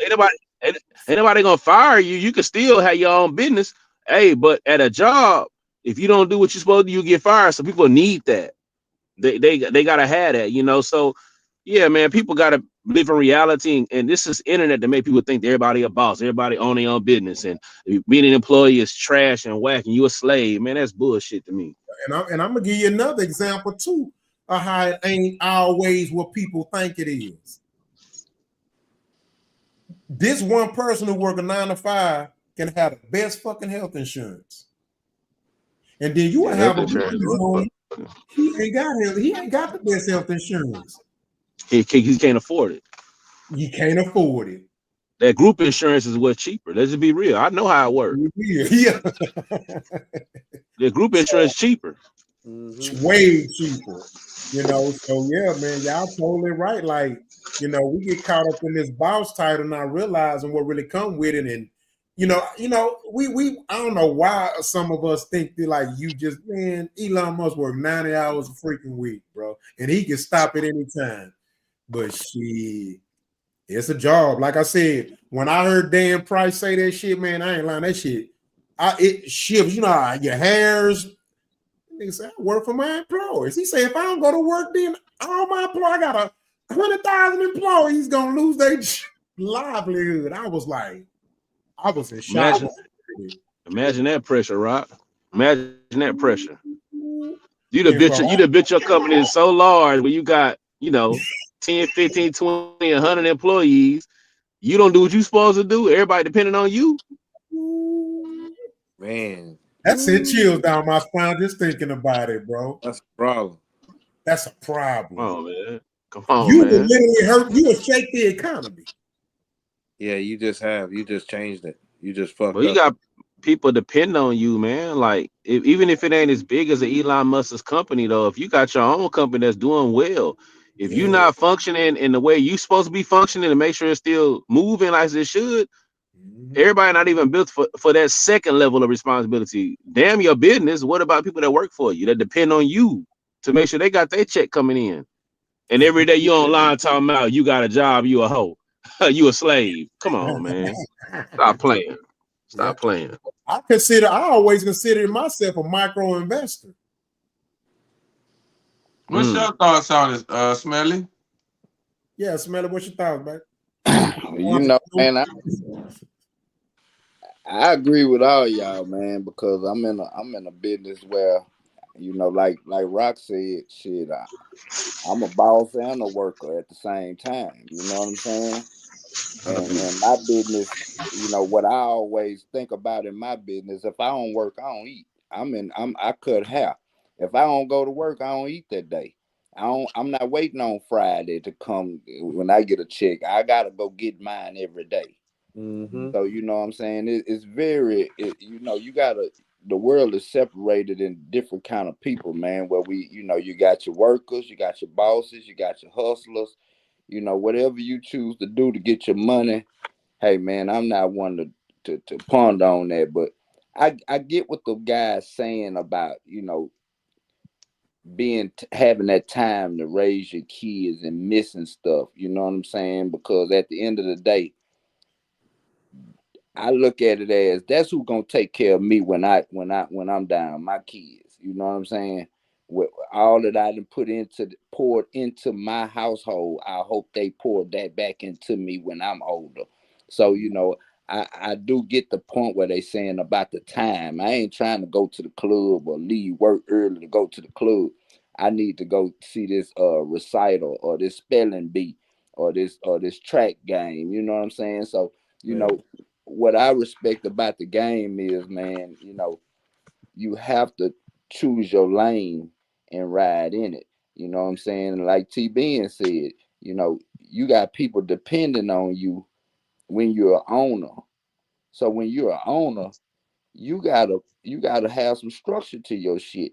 And my structure is if I don't work, I don't eat. That's my whole structure. I wake up every morning with the ambition to go get it. Yeah. And you get it to your kids because they see that, hey man, my daddy got up every morning and went and got it. My mama got up every morning and went and got it. So that's what they gonna do. And it's just a generational thing. That's how we bred now. So I mean, you make your own decision. I decided to be an entrepreneur myself. Yeah. I've been that over 30 years. I was cutting hair when haircuts was $10 a piece. But now I done stride the game out where I charge $50 and $60 a haircut. You know what I'm saying? So, it don't happen overnight as a businessman. Yeah. I respect what T Ben said, man. You gotta keep at it. You gotta do your thing. I got So question. side investments where I make my money So work. question. So do you think 9 to 5s are under respected? I do think that. I do. Cool, I cool. do. Yeah, because I just make sure everybody answer that question. That's all. I totally do. Okay, cool. All right, Quality. Did you want to speak on this? Yeah. Y'all gonna well, I ain't gonna even say that part. I'm gonna say it this way. When we hear some of the topics that we talk about, each person interprets it in their own way, what they think they heard or how they feel like what they heard from it. And what I heard from it was I agree with him. I do not think that no man or woman should be at a job that requires half of their lives to be there. I don't think that's what they should strive to do. Now, we all understand this. Let's be perfectly clear. We got to do what we got to do to make a living. So I'm not knocking anybody for whatever you're doing to make a living. But when I heard him say that, I didn't think of him saying, "Oh, you either gonna work for somebody or you gonna own your own company and do." I didn't think of it that way. I thought of it this way. You can have one job, and let's say you work what? Well, I'm gonna use myself for an example. You can have one job, and I may work 4 hours at that job. Okay, so I go to another one. I might work what 3 or 4 hours at that one. Go to another one. Might work 2 hours at that one. Go to another one. Might have that one for a couple of days. Depending on whatever my schedule is. But that's the way I saw it, and I teach people this all the time. Don't get stuck, because if you get stuck working at a job, I don't think there's neither one of y'all that can say the amount of work that you think you do, you have been compensated fairly for what you do. You probably think that you're worth more. I'd be willing to bet the majority of us would think that I'm worth more than what they're paying me, and more than likely you are. But if you limit yourself to that job, there's a cap on what they're going to pay you. So let's say you're making $20 an hour. Okay, so $20 an hour for 10 hours a day. That's a good job, I guess, if you want to see it that way. But you can make $300 in a couple of hours and not necessarily being an entrepreneur. You don't have to be an entrepreneur. You could just be working at a different job. You're putting all the income together to make the same money that you're making at the one job. And some of it may not require as much as you think. I used to drive trucks for a living. That took the majority of my life. The majority of my life driving them trucks. I instantaneously jumped out of it when I got the opportunity, instantaneously, and started doing easier work. I took a part-time job, y'all. A part-time job. On that part-time job, I had full benefits and everything on there. So I was able to take a part-time job that's only 4 hours and still keep the majority of my time to do the other things that I needed to do. And with that, I'm able to put different other avenues in place to where I can make all the money, make one pot of money. So I saw it that way. I don't think that we're disrespecting anybody that works a regular job because, like I say, you got to do what you got to do. But there are different ways to, well, how you say it, it's different ways to skin a cat. Well, I'm gonna say this. I guess maybe because I watched a little bit more of the show and I just watched that clip, but I figured I chose to use that clip. My thing was that they were shitting more on working than not. You know what I'm saying?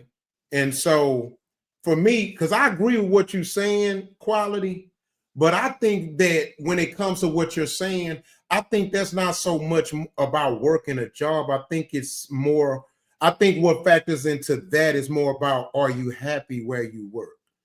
Because there are some people who are happy and not miserable at all, making that $25 an hour or being that policeman and or being that fireman or being that guy that works in a plant or being that security office that a guard or working in that office. You know what I'm saying? They're happy with their lifestyle. They're okay with what their money is able to give them. They're okay with the amount of vacations they get in their 401k. You know what I'm saying? Because just likewise, you also got multi-millionaire niggas jumping off of buildings, killing themselves because they fucking miserable. So for me, I think it's more about, are you happy with what you're doing? You know what I'm saying? You know, that's what I think that's kind of more loose to, but I could be wrong. I just want to just add to it. You can, rebuttal if you want. As far, I mean, if we talking about me, I'm happy. So, but I know what you're saying as far as the other people that, if they chose to do that, once again, more power to them. Whatever floats your boat is what you should do. No one should be telling you how or when or where to do whatever it is you want to do. If you got a plan, execute it. And that was me. I executed the plan. I had done it for years and years and years. 12 hours, 15 hours in driving trucks. Hey, honey, my daughter came home, y'all. All right, but yeah, I did that for years upon years. 15 hours, 10 hours, 12 hours in trucks all my life. I wasn't around. My son, my daughters, kids, they all growing up. I'm not even there to see nothing. I instantaneously got out of there. Once I got out of there, I opened up the range for more to come. To be quite frank, this could sound funny, but you could actually make more money than what I was with doing the truck by doing the different types of jobs. But you got to have these things in place. So it's not as easy as I'm making it sound. You got to be able to do certain things. You got to be able to work with people well. And certain people don't do that. It's like you say, one dude, you say, he might like his job, or if he don't like his job, you don't like your job, then definitely you should be looking to make a change. If you do like it, then what's wrong? Stay there. Do what you do. If it's conducive for you, go for it. Yeah. Now let me ask you a question, right? Because I worked in the plants for 12 years, so I was, I don't know. I think that's because that's what yoga do. I think I worked in the plants, used to be everywhere. Working in the plants 12 hours a day. 14. Back then, we used to work 14 hours sometimes. Yeah. So they changed the law. Yeah, you know what I'm saying? You can only work so many hours every 2 days. The only problem I had with it, because I made the money. You know what I'm saying? I'm talking about 30, 35, pipe fitter foreman. It was just a health risk for me. That's what made it change. But other than that, I mean, I actually loved doing it to a certain extent. I guess I want to ask this question. Can you say or agree to some extent we kind of here to be like the worker bee to a certain extent? If you look at it from a lineage standpoint, a building generational power and wealth standpoint, because when you really think about it, bro, like bro, my dad hustled till he died. He hustled till he died. Insurance company, driving school, preacher. Man, he just was always, hey, what you doing, Dad? Oh, man, I'm grinding, son. What about you? You know what I'm saying? But he did create balance, though. But he didn't create that balance till he got a little older, though. Yeah, he ain't gonna lie, in his 20s and early 30s, hey, y'all watch the motherfucking kids. I think most people are worker bees, to be honest with you, Rock. Yeah.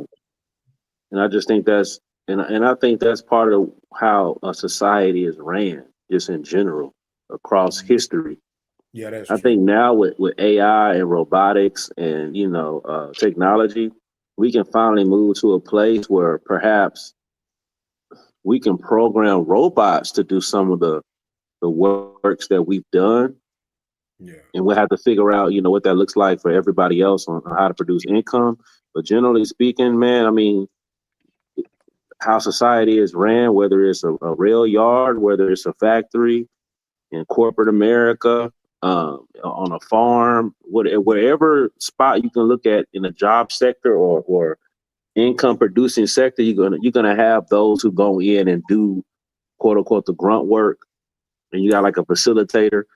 But and I get it, all positions hold a different place, but they all are just as important to the whole, because without the quote unquote worker bee, we don't get what we want in the products when we go into these stores to purchase them. You know what I'm saying? We can't travel like we want to travel. So I think and that extends across all races. You know what I'm saying? Every race has a worker bee class. And I don't think it's and I'm not saying nobody is saying that, but I don't think that the different classes of the level that you at should be shunned or one highlighted above the other, because they're all extremely important to how the world operates. Man, you ain't lying. People go think about. Remember when I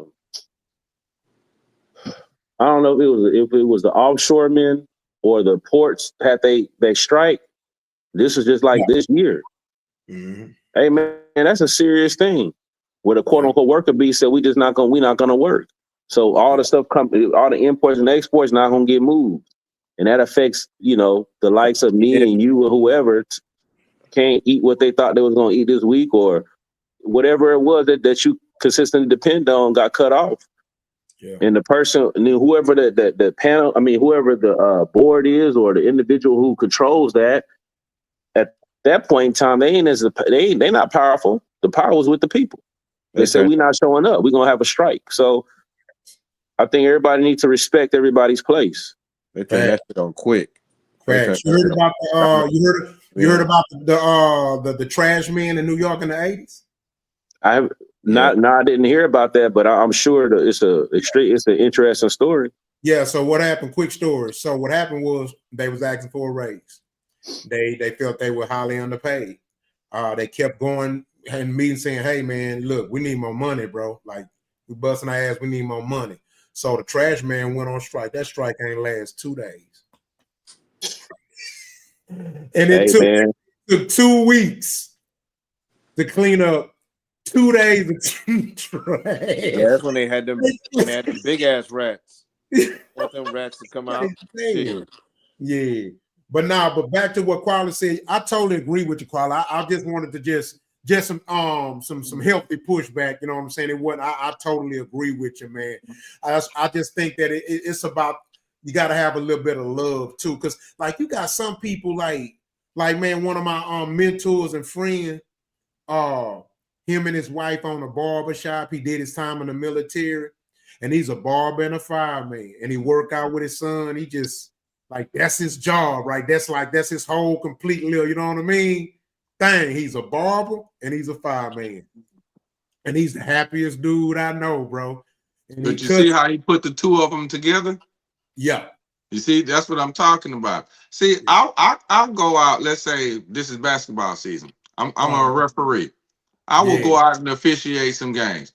I'll possibly make about maybe 20,000 out the just, and that's just in the basketball season. Yeah. Just in the basketball season.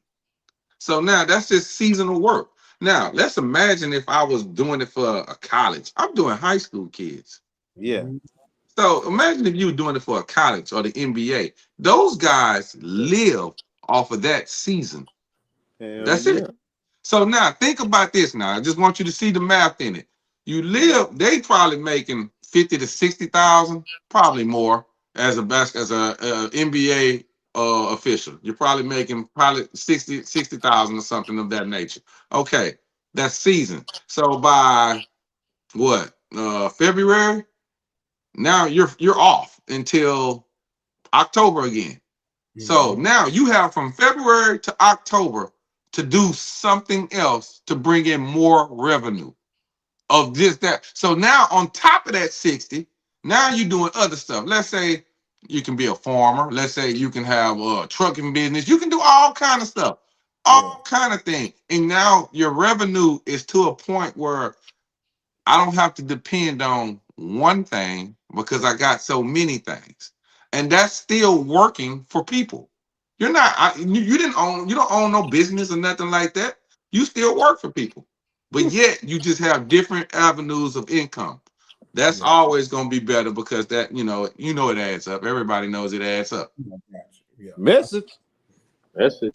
Yeah. And one thing I'm gonna say, and I'm gonna keep it short, man. We need to teach our kids how to, a lot of the like T. Ben said earlier, the social media got our kids and our youth living out their means. You want to wear the designer, you want to go to the club every week, you want to eat out, Uber Eats, Black Truck, whatever you want to do. Hey, man, if you ain't living up to your means, you're going to end up broke. And your job going to seem like some bullshit because you're not bringing home that money. That money is coming out, you shitting it out faster than you're making it. Yeah. So at the end of the day, that's what's going on in our society. That's why they're not happy with their job because they're trying to live out their means, and they not feeling like they bringing their bank account looking low because they just bought $1,000 pair of shoes or $400 shirt. So I teach my kids to live in your means. Work for 8 months and ball for 4. However you want to do it, vice versa, whatever your choice is. But you got to do the work. You got to put in the work. Yeah. You know what, Smelly? I want to add to that. You brought up a good thing. You know what I noticed? The people that usually hate capitalism are the most undisciplined people. Exactly. Ain't that ironic? And the I was people one of that hate capitalism are the ones that are most undisciplined. Gotta have the new phone every year, gotta have a new car every 2-3 years. They are the most undisciplined people I know, bro. But if you a disciplined person and you live under your means, man, say capitalism is a beautiful fucking thing. And I'm telling you, it's a beautiful thing, dog. I was one of them people, Rock, so I know. Yeah. Yeah, you don't have no choice, really. You a business owner. Yeah. See, that's another thing. When you a business owner, shit, capitalism is that's your milk and honey. You got to, you know what I'm saying? We talking about we dealing with taxes and you get, that's available to you legally. You know what I'm saying? Shit, hell yeah, boy.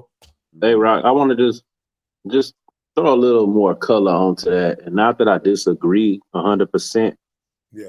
But there is, and I don't know the percentages, just generally speaking, there are those who have their criticisms of capitalism.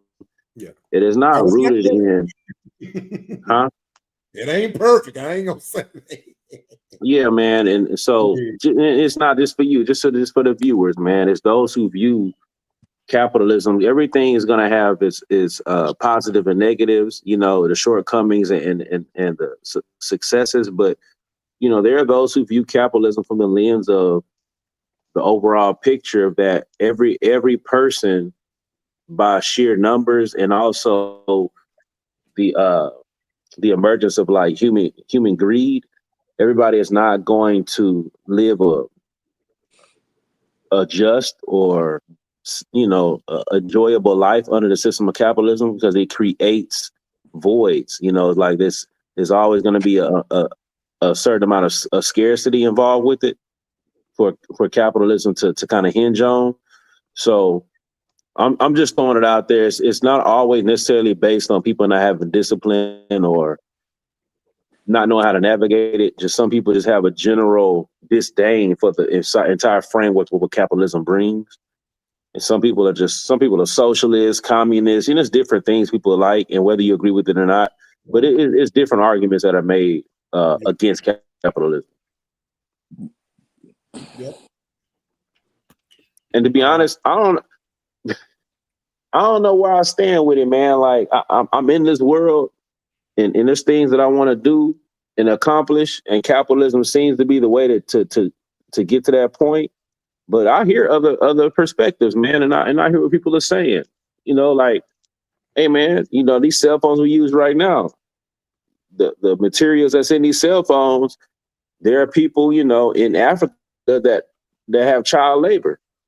You know, that's like a form of slavery to make sure that we have these phones. I don't feel okay about that. You know, so I get it, man. You know, I live with that small amount of guilt.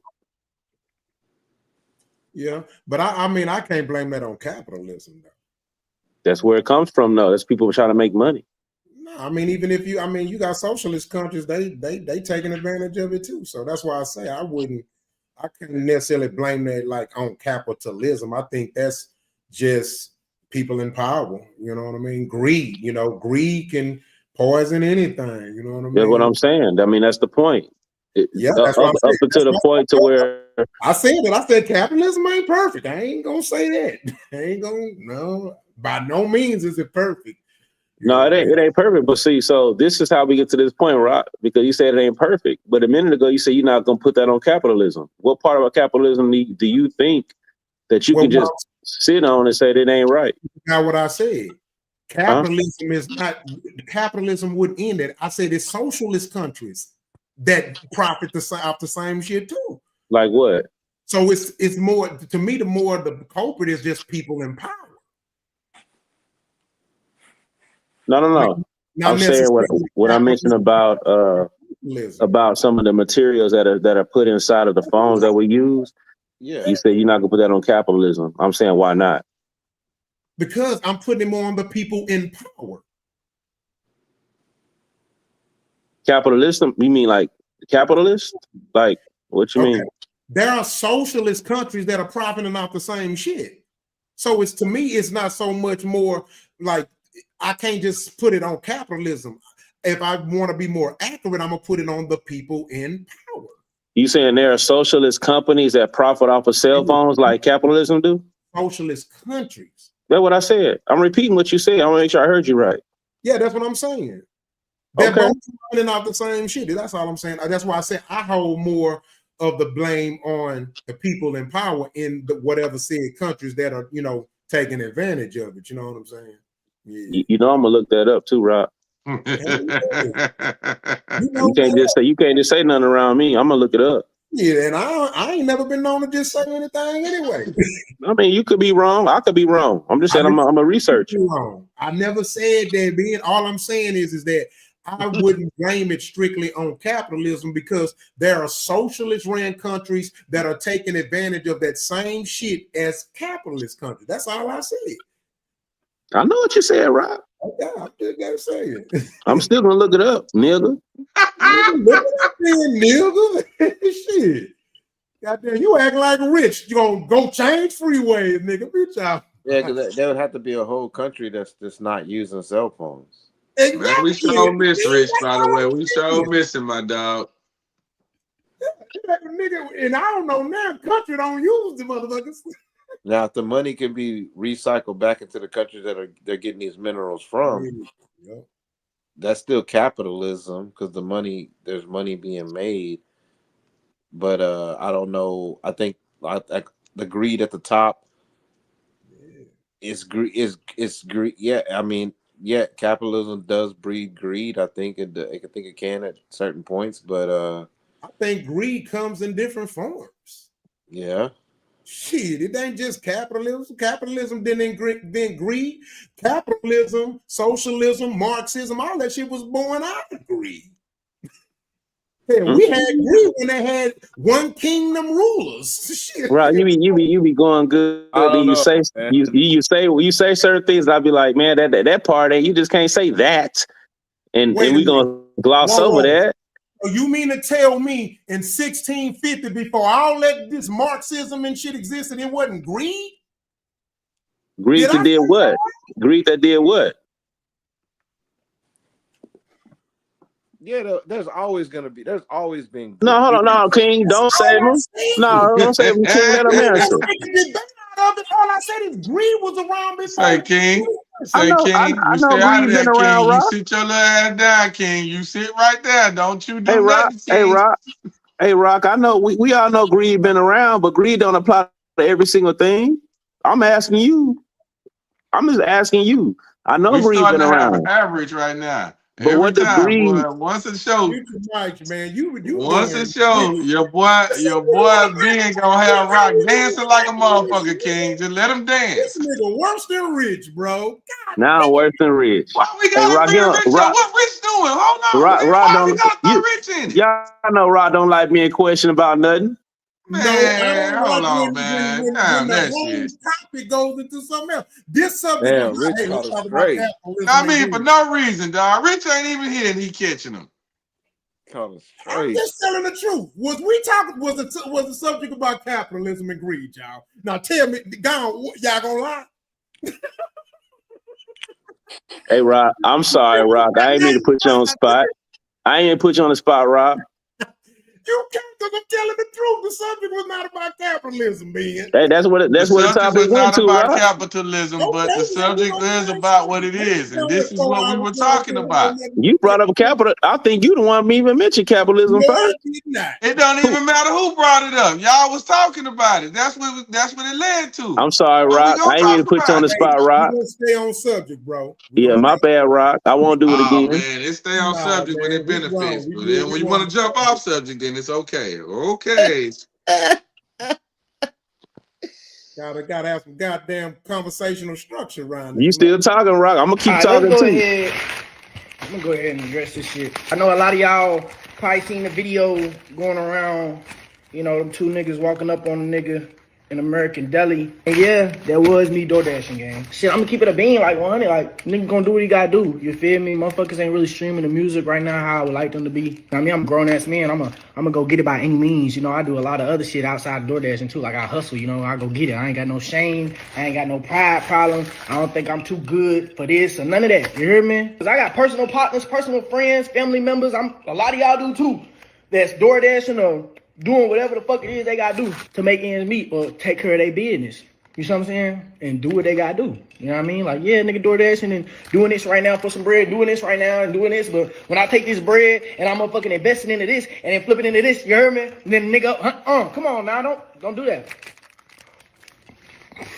But, well, hey, other thing is, I ain't snitching, nigga. Yeah, I was door dashing. I ain't snitching though. I ain't ratting on no nigga. And I'm just speaking on me. I ain't speaking on nobody else. But 100. Even beyond that, there's a lot of other things niggas be doing to, get some money or whatever, get to the next level that, shit just ain't right. I ain't doing that shit. You know what I mean? I learned that all money ain't good, meaning I learned this about how you make your money. You know what I mean? So at the end of the day, whether we talking about $100 or $100 million, it's about how a nigga got there. It's about how a nigga obtained that shit. That shit matters to me. It might not matter to you, but it matters to me.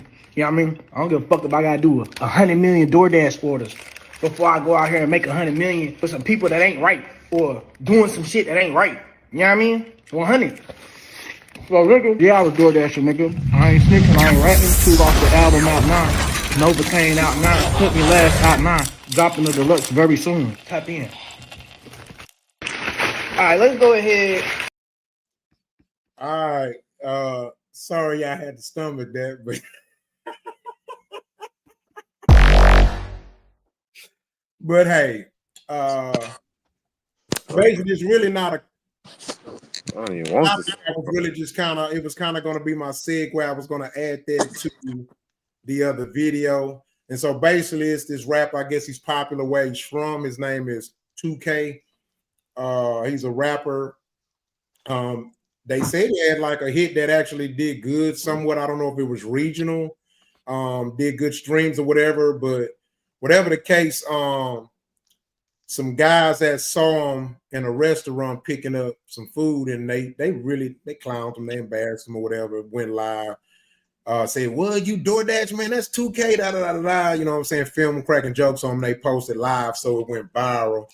And so he responded saying, "Hey, you know what I'm saying? You gotta do what you gotta do. You know what I'm saying? I don't have no problem with it. You know what I'm saying? I ain't out there shooting nobody, I ain't out there robbing nobody." And so y'all can tell me what's your thoughts on it. I commend him, you know what I mean? So, doing what he gotta do, you know what I'm saying? He ain't out there hurting nobody. So I just want to, y'all welcome to speak y'all thoughts on it, good or bad. So yeah.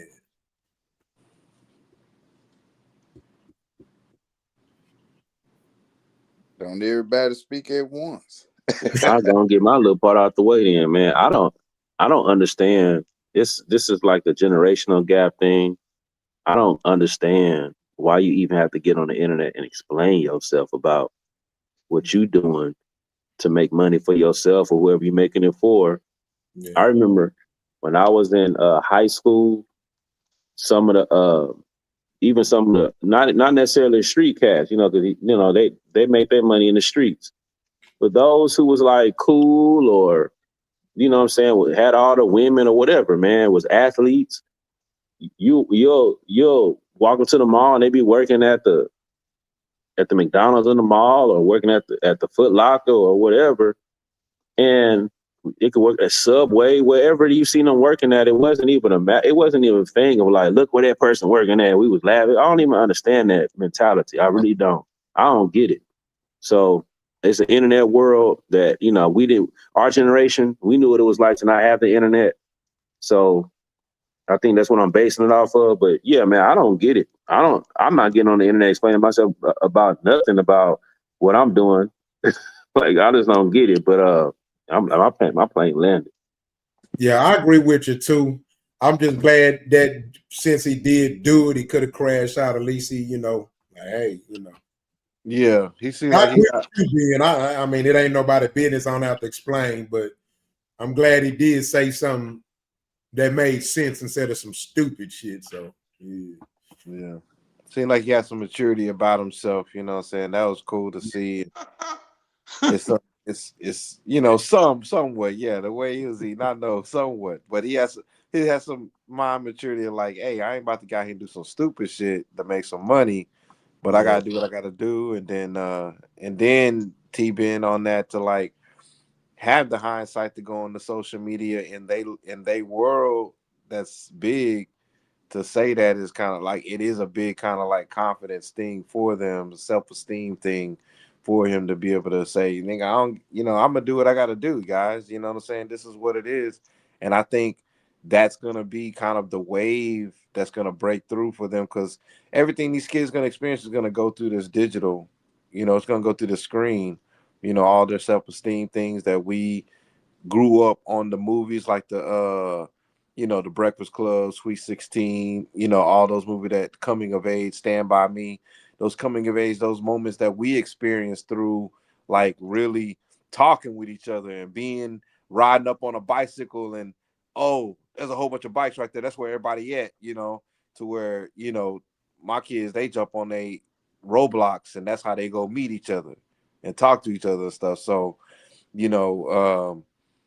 it's unfortunate that the rapper nowadays has to think that they got money to stack and stuff like that. And if you don't, and they're really seeing it. They're really gonna. I guess they're really gonna see that most of these rappers don't have the money that you think that they have. But there's still some that's out there that got sense. It's like, Nick, I still gotta survive. I still gotta figure out a way to how to reinvest in myself because I still like making music, and it costs money to do entertainment. It costs money to do what you do. You know, I'm in it too. You know, making movies. It's like it's my own money. Sometimes you got to go do what you got to go do. You got to learn new skills. You know, do little side jobs, whatever it is you take, and to keep it moving. You know, like I said, it's been a Saturday since 1999, but there's still like little side jobs here and there that, you know, some things I didn't want to do, and then there's some things I learned, and I was like, oh yeah, I could see myself doing this for a minute, or I could, you know, fall back on this if I needed to. But yeah, man, I think, yeah, dude, that's crazy. Yeah. Yeah, Smelly, what's your thoughts, man? You know, one thing I love to say about myself, you know, I don't feel bad about being hard on my people because I have no problem showing them love too. So I just thought about it, man. You know, this man here, before he go do something stupid, he like, shit, let me go pick up food and drop this shit out for to eat. So, and then he made the video eating it. Eating the shit out of that sandwich. That nigga was hungry. He been doing that all goddamn days. That sandwich didn't have a chance. It made me smile, man. I ain't gonna lie. And I saw him like, man, I'm proud, man. I'll eat, you know, because, you know, we all done been through that struggle, bro. And we done all been in that situation. I'm gonna go sell some motherfucking dope. Some other nigga like, I can go rob, Nick. I can go rob. You know what I'm saying? He said, you know what? I'm gonna fucking download this DoorDash app. Hey, you know what's crazy about that too, Ross? Something you just said. Yeah. That man out there door dashing, right? I would say in a week's time, he probably made about $1,000. Maybe. You know what I'm saying? Like, I don't know what it's like. I did Uber for one summer back in 2017, right? He probably made anywhere about 1,000, maybe even more, depending on how much he was doing it. Somebody come along, he'll be like, yeah, I had to get it, so I had to go rob people for it, right? The person that robbed people in the streets will get more respect, right? Because of the action that he did with street activities. The dude, the DoorDash, you could have made more money than somebody out there robbing somebody. You don't know how much money you make when you rob somebody. You don't know what they got. They might not have nothing. They might have had $100. And you didn't traumatize somebody, risk your freedom, might end up dead, lose your life over what you don't even know somebody got. This man decided to go out and DoorDash and make money, make more than somebody robbing somebody. But since the act of it, I don't even know why it's considered a better form of making some money by robbing somebody versus doing DoorDash, which is a weird mentality that I think we have. You know, but it's something to think about. You know, people say, yeah, I go robbing. Even people that sell dope, they act like people. This is one thing that pisses me off. They got this mentality that if you sell dope, you like a six-figure earner. Boy, most people selling dope and making $50,000, ain't making $50,000 a year. Ain't even making that. Ain't even making that. Making 30 or 40. They be in the red at the end of the year. If they making 30 or 40, by being consistent enough to even make that. Yeah. That what kills me. They act like you selling dope put you in a category of making a whole lot of money, where you ain't even making most money, the same amount of people working a 9 to 5. You risking your life and your freedom and your safety. Shit, yeah. Man. I don't understand it. I don't understand it either, being that is so fast. Most drug dealers ain't making no real money. They ain't making no money like that. They see Jeezy. They see people that they try it out in front of the TV, make you feel like they're making it. You got 1 or 2 people in your hood that then pull it up and they pop a trunk and you know they got whatever they got. You think that's what everybody ain't gonna be making? That ain't the case. Everybody not making $100,000 because everybody ain't gonna be living. Yep. Most of them can't even bail out if they go to jail. That's it. That's it right there. That's crazy. Most niggas right now who in jail don't even have bail money. Ain't bail money. Or commissary money. Can't even tow their car. Get their car out the tow. Car out the tow. Man. I salute the young brother though, man. Man, you know, I do, bro. I salute the young brother.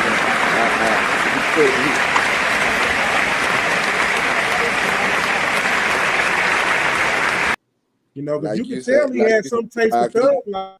he could have crashed out and at any moment and did. But I salute the young brother, man. That's really all I can say. For him to be as young as he is, he could have been stealing, robbing, doing whatever. But like I say, I heard from an old school long time ago. He say, "Do it slow so you can do it some more." And that resonated with me all my life, man. Do it slow so you can do it some more. Cause these niggas that selling dope, they might go to jail in 7 months, 6 months. Nigga that rob, he might be dead next week. So hey, brother, keep doing what you doing, man. I salute him. I wish I can talk to him because I shake his hand, give him a hug. You done beat one of the odds of the young nigga, the YN era. Yeah, he did. And before we got to quality, I want to add to this too. Who's to say he ain't robbed nobody before? Who's to say he ain't sold drugs? But if he did, and then for some whatever reason he got into that position and he just something told him, I got to do better, that's even more joyful to me. You know what I'm saying? Because like, I don't like when we do fucked up shit, but I honor when you fix it. I honor when your actions show me change. See, I can't support what you ain't changed. I can't support what a nigga ain't. But when I see you being that change, making that change, bro, I get it. I love it, bro. I love it, bro. Growth. Yeah, you know what I'm saying? Yeah. Quality. Talk to us, baby. Only thing I'm gonna say for the little dude is this.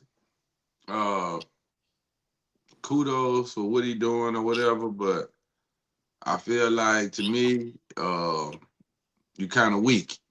Weak as in, like as Will Ben just said, if you feel like you had to justify your actions by going to do that, then there's a bigger problem, in my opinion, with him. Low self-esteem, something of that nature, because I mean, what does it matter what you do? And I just went on a soliloquy about taking 4 or 5 different jobs and making money off of them. Well, there's one of them right there, fucking Uber. You can do that on your schedule. You ain't got to do that on nobody else's. You tell them when you're ready to work. So there it is right there. There's one avenue right there. You start taking that, you putting it with others. All of a sudden now you start making, the income. But for the young man, it's a low self-esteem or something of that nature, because it just doesn't. It puzzles me why you have to go defend yourself for what you're doing. It doesn't matter what you're doing as long as you're doing what you need to do to take care of you. A little etiquette too would have been a little appropriate. If you're gonna make the fucking video, at least don't eat. God damn. I ain't understand what the fucker was saying. So that's another issue right there. Like, comprehension. Comprehension, I don't know. Maybe I'm old, y'all. So that's my problem. Yeah, quality. We old, man, and like T being say, man, we come from an era of no internet, so we don't resonate. Our mind don't go there. This is what they do. Anytime I see grown men do it. Start shooting shots on the internet. I mean, this is what our human based people are coming to, going to the internet with their business, with their personal lives, all of that shit. So I can't say that he has a low self-esteem because he's just a youngster. That's what they know, and that's what they run to. He feel like that was his only out to say that. Yeah. So when you say he feel like, and this is what I hear when I hear stuff like feel like, I think of that as a woman's trait, because women are quick to tell you how they feel. As a man, I ain't got time to worry about your feelings. You got to do what you got to do, bro. But what we said earlier, these men and these kids are very demasculated, man. So they ain't no telling how he was raised. So he might got a little estrogen in him. Well, then that's the problem. It's a problem somewhere. That's all I'm stating. It's a problem somewhere. If you feel that necessary need to do this, it's a problem somewhere. we gotta salute the good part before we salute the problem. Because I did. I gave him credit for doing what he needed to do. I gave him credit for it. They need somebody to shake their hand and tell them that was a good deal. But that was fucked up how you did it. And nigga, don't eat the sandwich on that like that. Yeah. That's my whole thing, nigga. I ain't understanding the words you said. Shit, at least don't eat if you're gonna talk on that. God damn. I need to find out where he got it from. That motherfucker must have been good in the nigga probably stole one of them people orders. That mean he ain't a good Uber driver. Yeah. I'm about to get a I sandwich. better not ever say I'm ordering my people. Y'all better not ever say. I better not do that shit no more. I don't consider it to be necessarily hard. I'm actually trying to teach the young man. That's all I'm saying. I mean, that's just my way of teaching, though. You know, that's etiquette. I'm just glad, man, he didn't go shoot nobody, rob nobody, man. He said, man, let me go drop out people food, man. And you got to be nice to get the tips to get the money. So he had to be nice to the customers. So we don't know if that dude got no tip. That's how you make your money, fam. Yes, he did. No, I thought you get paid by doing it. I don't know. I ain't never did Uber. Nah, but your tips is really kind of where you make the most of your monies. So they got it where you depending on the time of day or schedule where you at, the goal is to get the most dollar for the shortest trip. Yeah. And then they tip you. But let me tell you something. You'll be amazed. I can't say a large majority of people who are trusting you with their food, they do tip you just because they want to know, hey, trust that I'm going to take care of you by you bringing my food safely. So, you know what I'm saying? Yes, sir. Yes, sir. Well, see, that's another thing. That's a whole nother situation because I feel like we as a society are weak for even doing that. There should be no one bringing your food. Who the fuck? Why would you trust him? I don't know him.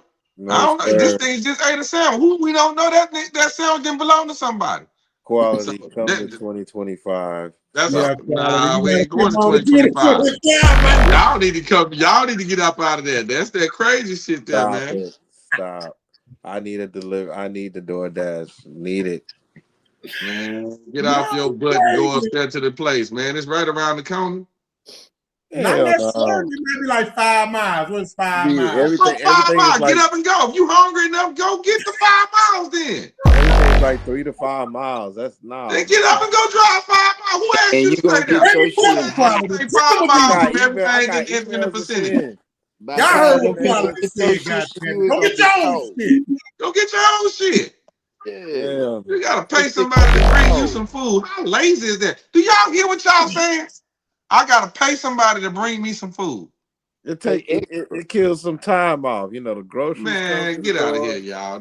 You can try to justify it all you want. That is crazy. Whole ass food. Get your own groceries. And then on top of that, this the thing now. I want y'all to recognize this. How many times y'all done been to a restaurant and they done put the plate on the table and this shit ain't right, or this didn't look right, or this don't look, or whatever. Now they bringing that box to your house. Can you send it back to them?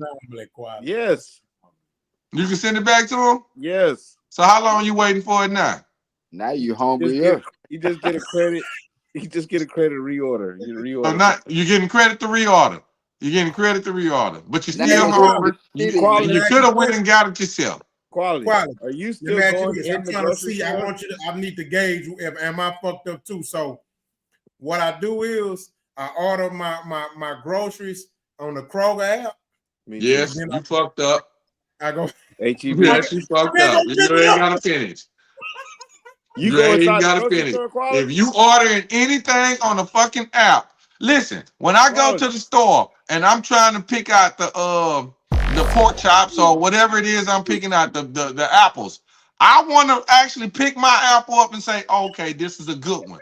When that person at the store is putting that shit in the basket, they grabbing any fucking apple that's in the fucking gun and throwing it in that bitch. That's the apple that's coming to your house that you finna put in your mouth. And you trusting them fuckers? That same little boy, you trusting him? This nigga can't even talk. All the apples are good. They are. Oh, that nigga eating with food in his mouth. ain't got no home. Talk, and you trusting him? You trusting him with your food that you finna put in your body with that food. You trusting that food. They tape it. They tape it closed. You cannot, in the words of Kevin Samuels, you cannot make this up. You can't make this up. You trusting that food to bring you something to eat. They staple it closed. It's it ain't no justification. It ain't no justifying this, man. You just give it up. If you doing anything on that app that's telling them to bring you something, or you getting something, or you go and pick something up after you done ordered it, you done fucked up already. You done, okay? You done fucked up. All right, because at this point now, you at the wheel of whatever the fuck they chose to put in your goddamn food. It ain't safe. Quality. It ain't safe to go to the grocery store no more, man. You're right. You're right. I told you I grow it in my backyard. I ain't lying to you. Look here, Quality. Just go and grow your farm, bro. I am. Yo, shit. I am. Slaughtering pigs. I mean, you slaughter your own hog. I can't lie. I've done it. I've done a deer. I've done a deer. Yeah. Quality's ready. My way around there when we get out the podcast, come give me some apples. I tell you what, you gonna know they some good apples. You can go ahead and pick your own apples. Hey, Rock, you ain't gotta wait for somebody to come order it for you. Hey, Rock, this is gonna fuck them up. Hey, so you probably don't do Instacart at all, Quality. Absolutely not. Where they go to the convenience store for you. Look, I'm finna show you. I'm finna show you how fucked up this is. In my household, my wife and them, they do it. I won't even eat the stuff that come. I tell them I don't even want it. I don't want that. I don't know who picked that up. We have fights now. I fight. I want to go to the store. She don't want to go. She want to order. They better not bring nothing here that I order. I ain't ordering nothing from them. That's how we roll, man. Quality. Yogi say, damn, you never ordered a piece? Damn, he got me. Go get your own goddamn pizza. Go to Little Caesars, pick up your own fucking pizza. Yeah. You're right. And actually, from this point on, you goddamn right. That's exactly what I'm gonna do. That's exactly what I'm gonna do. Thank you, Yogi. Little bro came in the clutch. Little bro came in the clutch. He got me. He got me.